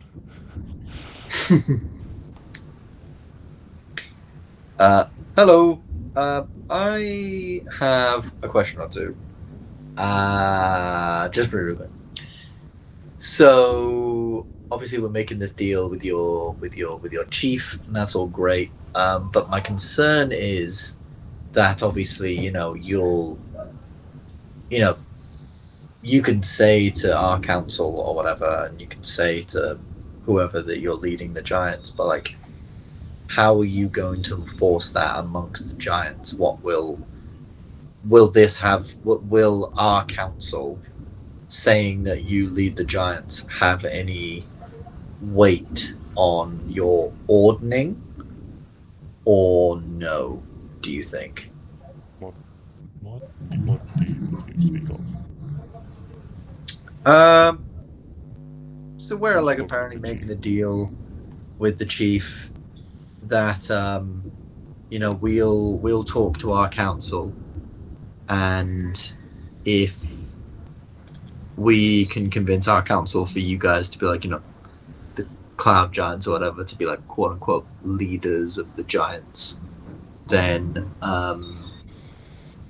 your chief has agreed to help us in what we need to do.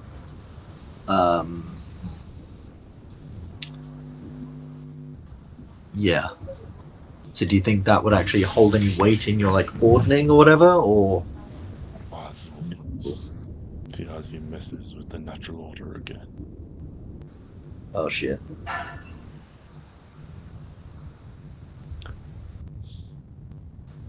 We are too few. I've told him, too few to take anything by force of arms. Well, listen. If there was a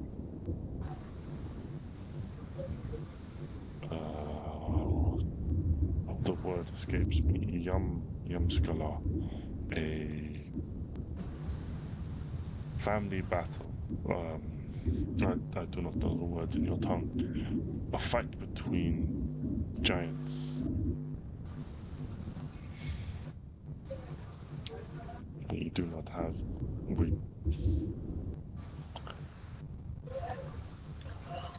If it was a fight in force, it would not end well for one way or another.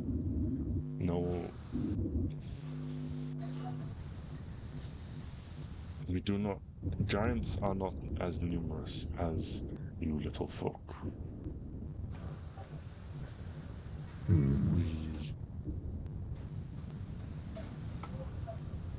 We keep it to ourselves partly for that reason. The other giants would listen to us, except for the storm giants. We already hold sway over them in the ordinary. We are second.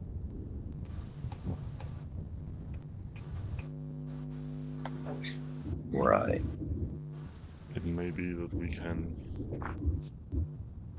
I don't know. It would depend on the situation in which they were being told to bow down. Storm giants have stiff knees, they never bend. Fiaz would make them if he could. I see. Okay.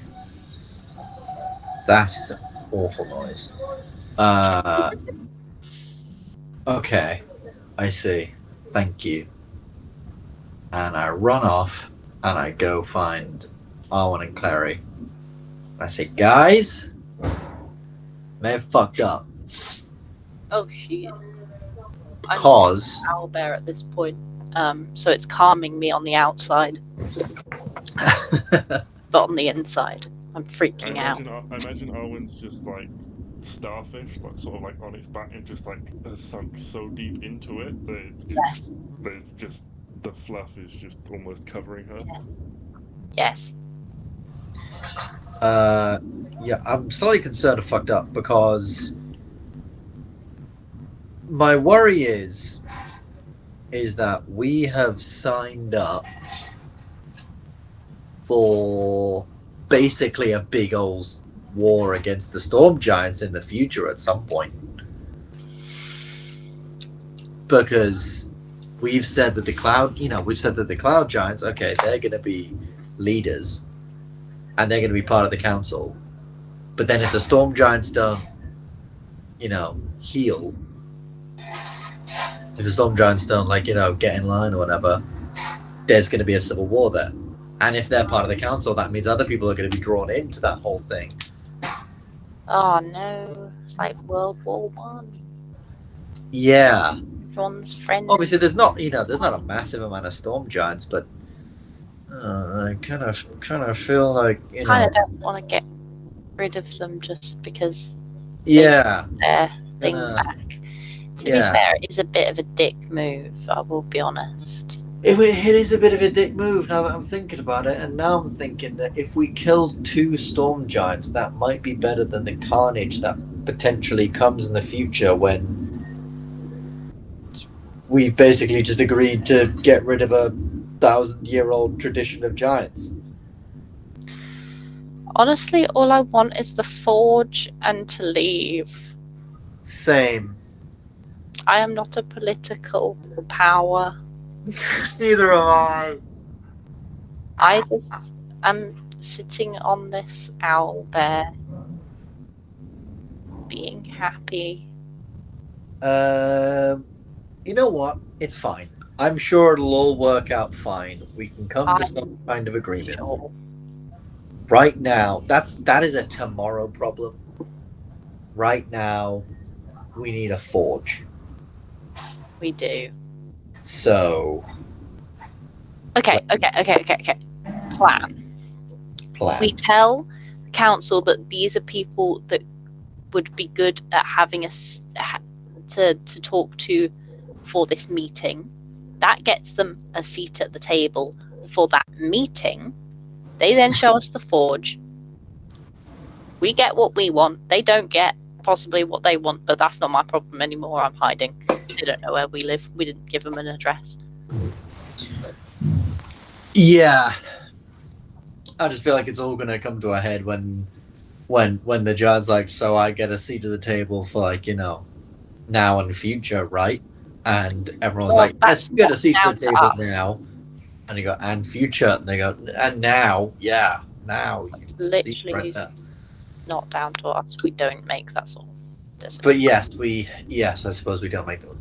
But we have opened the door for him. Yeah. And that's pretty nice. Yeah, you know what? I guess that's all I did agree to was just, you know, I can get him as I said, I can get him the interview, but he's got to nail it. Exactly. So I guess that's all, you know, we've sort of agreed to is we'll do our best to try and get them there. Cool. Okay. Yeah. Plan. So I guess is the plan now. We rest here. Then tomorrow we'll go talk to our council. See if they'll be willing to speak to these giants. And then we can get the forge from there. Plan. Right. I'm gonna come snuggle with an owlbear. And that's the rest of my evening. I'm on top, Clary's on one side, Stix is on the other. Okay. He goes in front, like, you know where it's like paws are? He's just like snuggled. Perfect. Okay. This is therapy. Boom. It's a spa day. Spa day. On an owlbear. On an owlbear. The owlbear treatment. Spowlbear treatment. Yeah.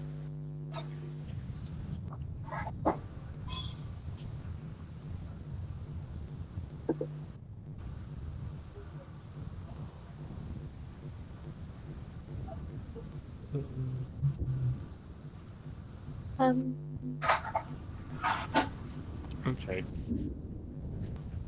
Sorry, I'm just thinking about Spowlbear. Well, yes.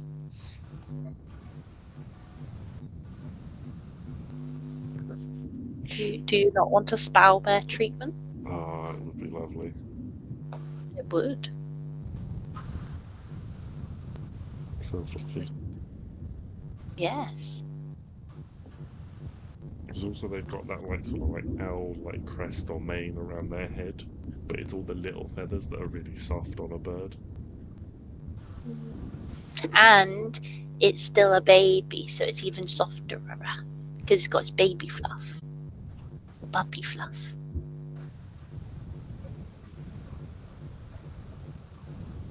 You know when they're fat and cute, extra fluffy.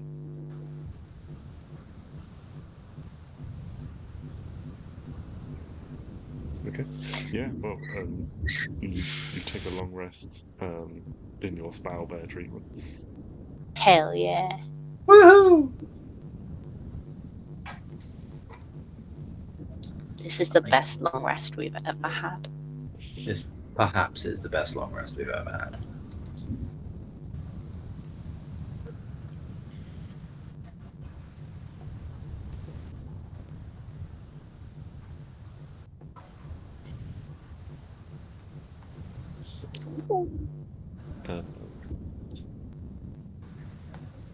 In the morning, you all wake up and you realize you're kind of stiff as you wake up.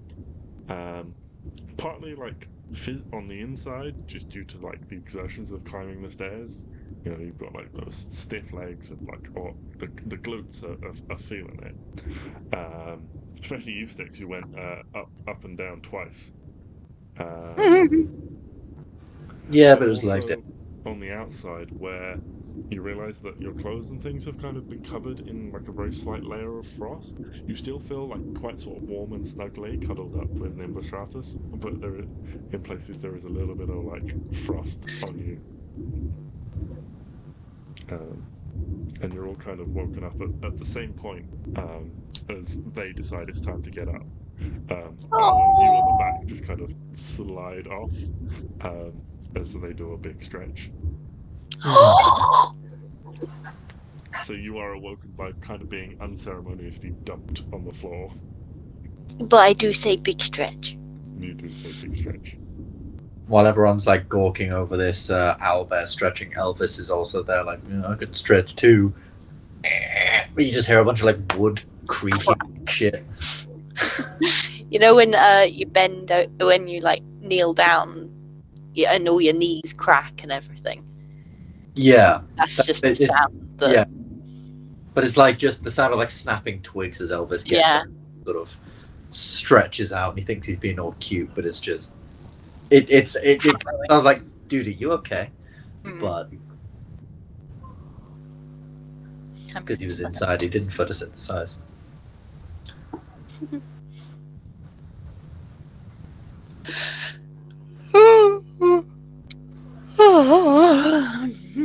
So, yeah. As you're all kind of, you know, just putting yourselves together for the day, getting readying your stuff and things like that, and Northie comes out of the castle and over to you. It was a long old meeting. Pardon? That was a long old meeting. Well, it is like the next day. But he's like, he says, you know, you could have slept inside if you wanted, but Nimbostratus looked so content with you all. I thought I'd better just leave you once you'd all fallen asleep. Just so sweet and cuddly and lovely, and I love. Yes, but you should see her when she hasn't been fed. Then you would not think she is so sweet and cuddly. You should see Arwen when she hasn't been fed. Yeah, I think we'd be the same. Kind of just shares a knowing look with Stix. Yes, hungry women. Whoa, whoa, whoa, whoa, whoa, whoa. Yeah, no, that's fine.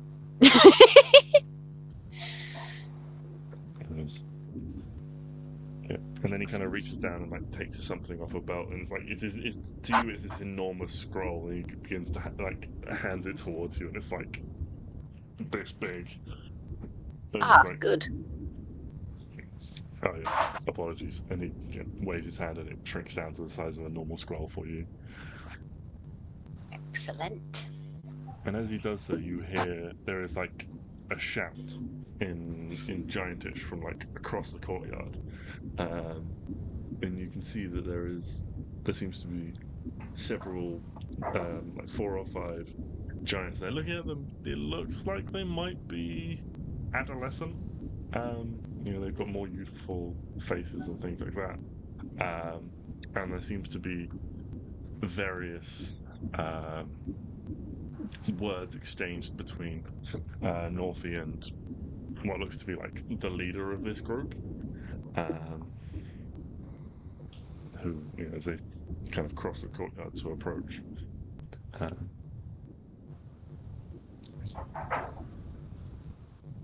Eventually, you know, after a few sentences, Northie just kind of sort of half kind of like steps back and says, "Make your case.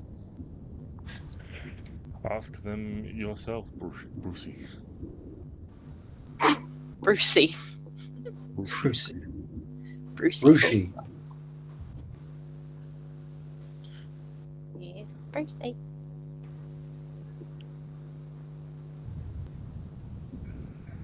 The giant kind of, like looks towards you. And says, "What makes you think you have the right to speak for us?" We don't. Because your friggin' chief told us to. Your chief has literally asked us to speak on your behalf to the council that we're super tight with, so you can either be happy with that or you can take it up with your chief. The old man meddles and thinks that will bring doom upon us all. Yeah, but that's not our fault. All we want is to go to the forge, and this is the only. Unless you know how to get to the forge. What forge are you talking about? Exactly. Therefore, this is the only way, and this is what he wants. Kind of turns. No, you can't honestly think this is a good idea, can you? Kind of says. He kind of says, "The chief has decided upon this course of action. If you think you would be better suited to the task, challenge him." But not yet, because we do need to know where this forge is. That's a great idea. Really good idea. We love it. I love the enthusiasm. Just let us know where the forge is first, and then you can challenge him and do all of that. Please. Response: "Yes, but sending little folk to deal on our behalf, they know nothing of our ways or our cultures. How can we trust them to negotiate for us? One of us should be sent."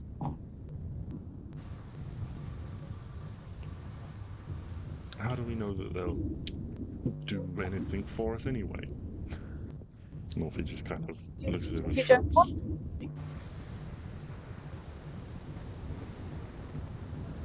And then again he says, "The chief," and he puts a lot of emphasis on the words "the chief" has spoken to them. He has made his decision. He's given them a place here, they are welcomed.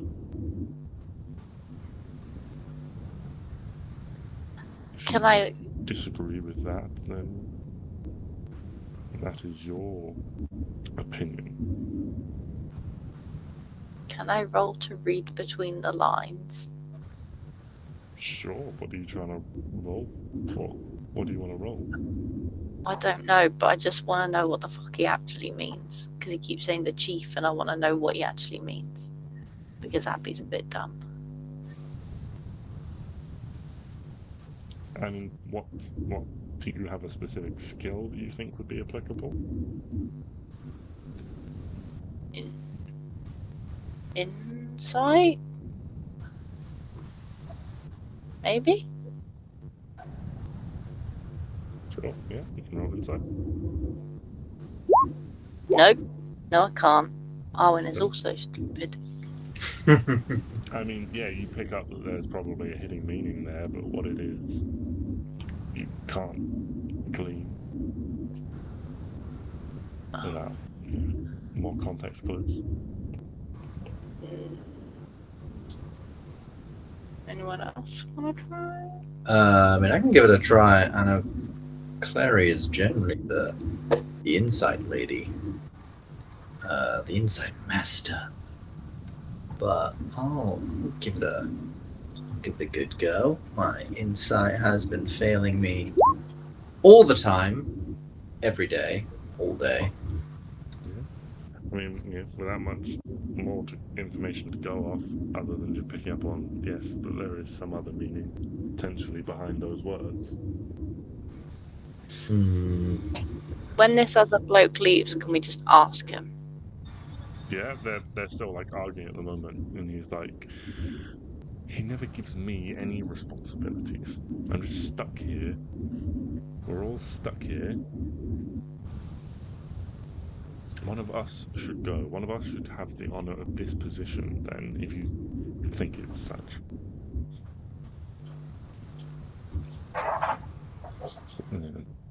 Norfi just says, "You know the rules. You know our laws. If you think one holds a position of honor, you challenge them for it."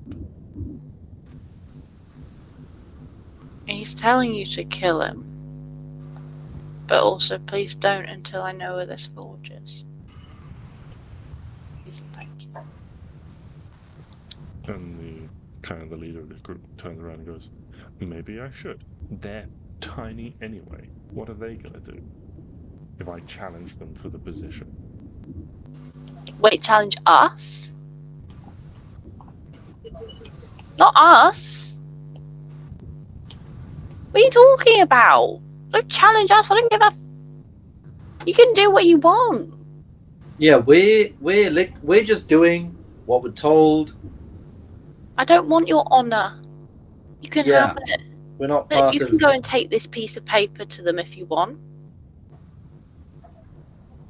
I don't think they'll be very happy at the moment because they're all a bit on edge. So I'd pipe down if I were you.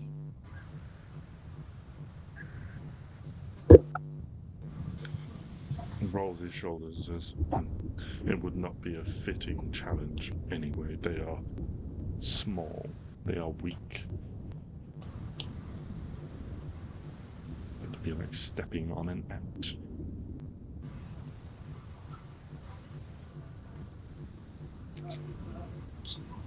Ball my fist, but maintain calm. And, Well, if Stix isn't going to do it, I will. I cast skunk on him.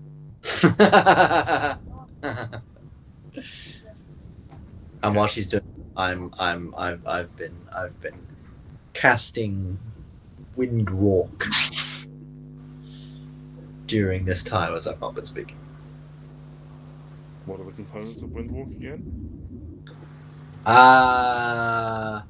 Windwalk is BSM. Okay, so verbal and somatic. So you have to obviously be casting a spell to do this. Yeah. That's what we agreed. I can't remember. No, this was Gust of Wind. This was. Okay. That's wind. Yeah. This was Windwalk. It is clear when you're doing this, though, that you are casting some form of spell. Yeah. Okay, so you begin to do this, and one of them kind of nudges the one in front and goes, "That one's doing some form of magic." Yeah, this is not harmful to you. This is just get us to move faster. It's fine.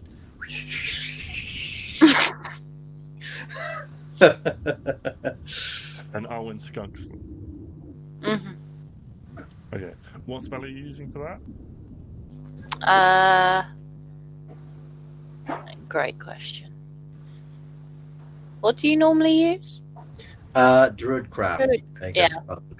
Druidcraft. Okay, what are the components of Druidcraft? Verbal and somatic. Okay, so you have to obviously cast a spell as well. When you do so, your spell is going to have a more immediate effect. And as you release the magic, Norfi counterspells it and says, "That would not be wise, unless you really wish to provoke it." Counterspell counter-trip. Yeah, it's a spell. Oh, that's cool. It's just so, it's just so low level. It just happens automatically. But you have to expend a spell slot to do it. Yes. Such a waste. Just... How many spell slots has he got? I can just keep going. Skunk. Please hold and allow me to narrate the situation.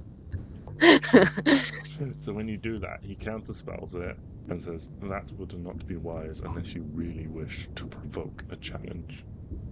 At which point,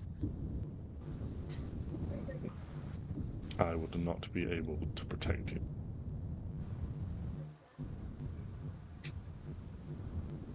Okay. I mean, he's being a dick, though. just being a bit of a dick. Up to you. It's not our problem. It Like, is. they're taking away my thing. We're not taking anything. Your dad, I assume, is taking it away from you. Yeah. I know your secrets, silly boy. How much of this is in I character, and asked. how much of this is just Abby just throwing shade? Both. It's Just all riffing. both. So Arwen is saying this out loud. Oh god, yeah. Yeah, because he like gets even more visibly angry at this point. He's like, "I will broken no disrespect. I don't care if you are an ant. I will crush you like one. I challenge you." Me. Oh shit! Whittle old me. Oh no. Northie turns to you and says, "A challenge has been extended. How do you respond?" I'm just sort of looking at her with wide eyes out. If I just say no, what's he gonna do? It's not like I don't have giant honor. Has it been a minute yet? Can I win walk Saturday? I'm okay, thank you. I don't want to challenge you. And that is your right, if you wish. Yeah. Very well. The challenge has been denied. Brushi automatically claims victory. Okay. Cool. Congratulations. Would you like a medal? You win all these fucks I give. Oh. Where'd they go? Oh no. Does that make you feel big? Like a big man? Like a big man? They are literally called giants. Yeah. He looks down and he's like, "You are a coward, and you will be ruined to us." I don't think I'm a coward. I think I just woke up. Assuming Windwalk is sort of finished by now, because it's been a minute, I'll just sort of, as I'm sort of slowly turning into wind, I'll just be like, "Hey, look, you don't have to, do this to us. Just speak to your boss lady. We're just gonna go talk to our people. You talk to your person, and then we'll kind of work it out. Okay, bye." And I just. So, Stix, you finish Windwalk and you release the spell, Yes. and nothing happens. Because, as I mentioned, in this place you cannot fly, so any sort of flight spell is disabled because it doesn't allow you to. You have to approach via the stair. But he still cast it, so it's still active. But yeah, I've still So activated it. I just don't turn into wind right now. Yes. Okay, Okay. that's fine. We just have to go down the stairs. But I still want to see what this man says back to me. So walk away like, "Come on, guys, let's go before we cause any trouble." Remind me what you said again, Arwen? I don't remember. Oh, I think I asked him if it made him feel big and strong. Made him feel like a big man. Big and strong.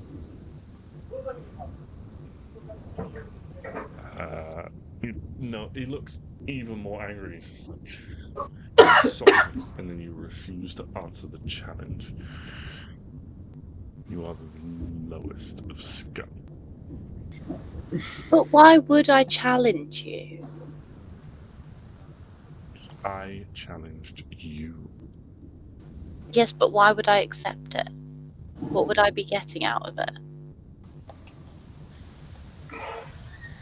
I would get my satisfaction from. I do not allow those who insult me to just walk away. I don't even remember what I did. I mean, you're a few. Yeah. Oh, I just said that he's got a problem with his dad. Yeah, I mean, I say that to Stix all the time. Challenge me. It's just a common topic of conversation nowadays. You got daddy issues. I would never been one for subtlety. It's just, so your daddy issues. What's that like? You working through them well? Impacted your life much, or? To be fair, in my defense, I just spoke the truth because this man wanted to crush us, and I said it's literally not our problem. Take it up with your father. And then he challenged me. Bruji takes a step towards you, and Norfi intercedes and grabs him like around the upper arm. Masculine. And does that thing where you where someone leans in close to say something in someone's ear.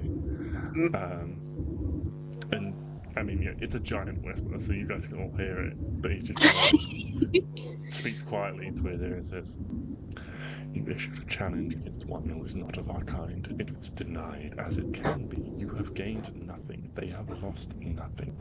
Now calm yourself. Your father wishes to use these people as emissaries to further our position. He will not be pleased if calm comes to them.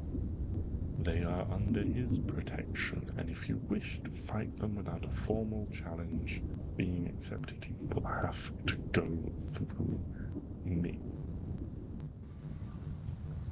I was right. And he just kind of looks at him. It's like, "I'm afraid of you, old man. Your time will come." Hey.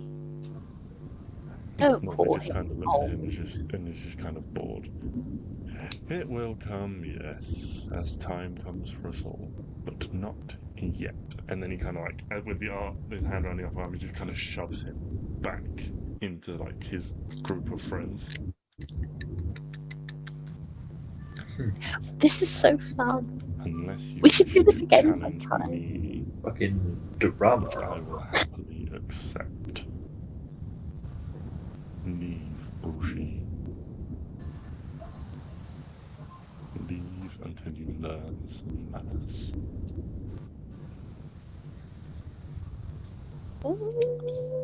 And there is tension in the air as you can see the four gathered behind Brushi are kind of all they are doing that thing where that teenagers do where their leader is in a confrontation and they're all posturing and waiting to see what happens and giving him little cheers and go on, get him, and all that sort of thing.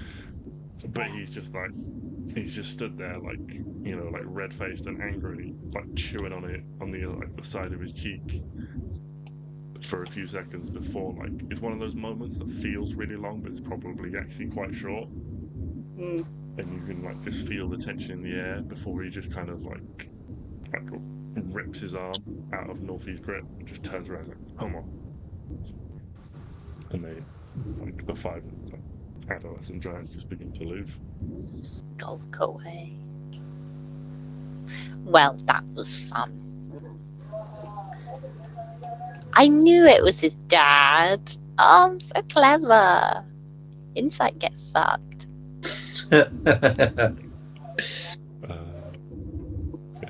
I'll be honest, even if you'd got a 20 there, I wasn't going to give you more information because there wasn't more information to get from insight other than, yeah, there is a hidden meaning behind this, which you'd already determined. Fair. I was just clever. Yeah. If you'd done a perception check, you might have been able to see some family resemblance or something like that. Oh, yeah. But yeah, just doing insight, it wasn't there was it didn't there was really more to give you in that situation. I get what you mean. But yeah, Norfi turns to you all and then says, "You would best be on your way." Are any of you proficient in teleportation?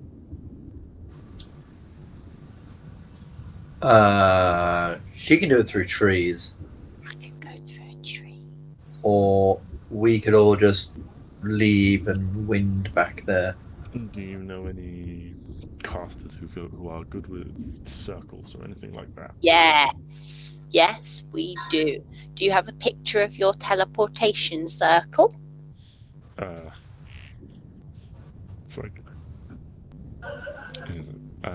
Well, yes. Come, I will show it to you, and you can make a note to give to whomever you wish. Perfect. Thanks, mate. So I can come and pet your owlbear whenever I want, right? While this alliance stands, you will always be welcome here. Woohoo! Yeah, but that's not why I asked.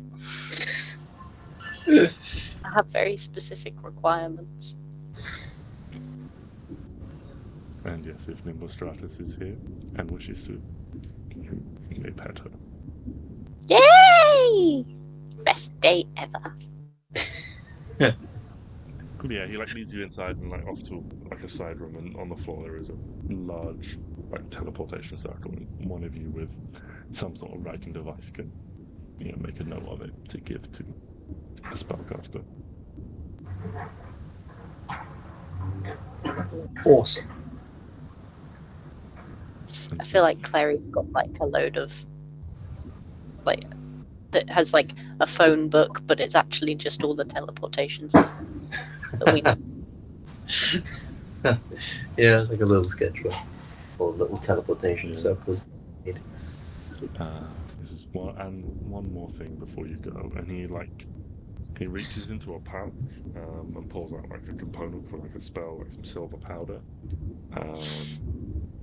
He dips his thumb. He basically licks his thumb and he dips it, and then he dabs all of you on the forehead. Speaks some arcane words, and you feel it evaporate off. And what you also feel is something in your mind that there is a fog in your mind that you didn't know was there. You feel it clear.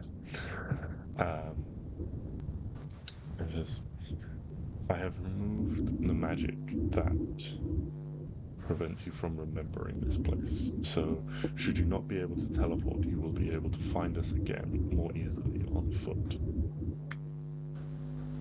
So people see it all the time and just instantly forget it. Those who get close enough. Anyone who visits who we do not wish, we allow them to depart or forcibly remove them, and the knowledge is a part of the enchantment that forms the citadel. Also forms the protection that makes it harder for the information to be held in people's minds. Okay. If without it were you to try and find us, you may get close, but you may not realize what you were looking at, or look in a similar location, but not the same one as before. You may find us again. Those who are strong-willed can overcome the enchantment. It is not fail-safe or foolproof, but it makes it harder for them to do so. Nice. Cool. Woo. Thanks, bro. Cheers, guy. Right. And we're off. We've noted down the thing. Head down the stairs. And then jump. Whee! Whee! Indeed. Yeah, you make your way downstairs. Northie accompanies you, followed by Nimbostratus, who just gimbals about over the stairs. Yeah. When it gets to the bottom sort of 10 feet, they just kind of take a giant leap, spread their wings, and they you notice that they very quickly arc towards the floor before they get over, and then they they flap their wings and take off into the sky. So cute. Yeah, you can see Brushi and his little cohort are sort of like off to the side, giving you like threatening glances, but nothing more. Come at me, bro. Northie just kind of like, doesn't even look at them. Reaches down a big sort of hand to all of you and is like, I believe this is how your folk part. He's like offering you like an enormous handshake.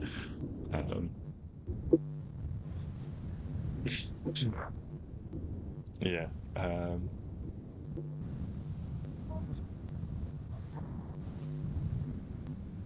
Well, we'll look see you forward soon. to seeing you again, and you hold the keys to some great changes for us potentially. Guard them well. Whoop, whoop. Whoop, whoop. Let's go, dudes. Thank you. Yeah. Let's get on the road, or the sky, or Take to the skies. Mm-hmm. take to the skies. Yeah. And yeah, we head back to Garnenheim, Cool. I suppose. And that seems like a fitting point to end things off this week. As I've done a lot of talking and definitely need to get myself another drink. Indeed. Pick up with the council next time. Indeed.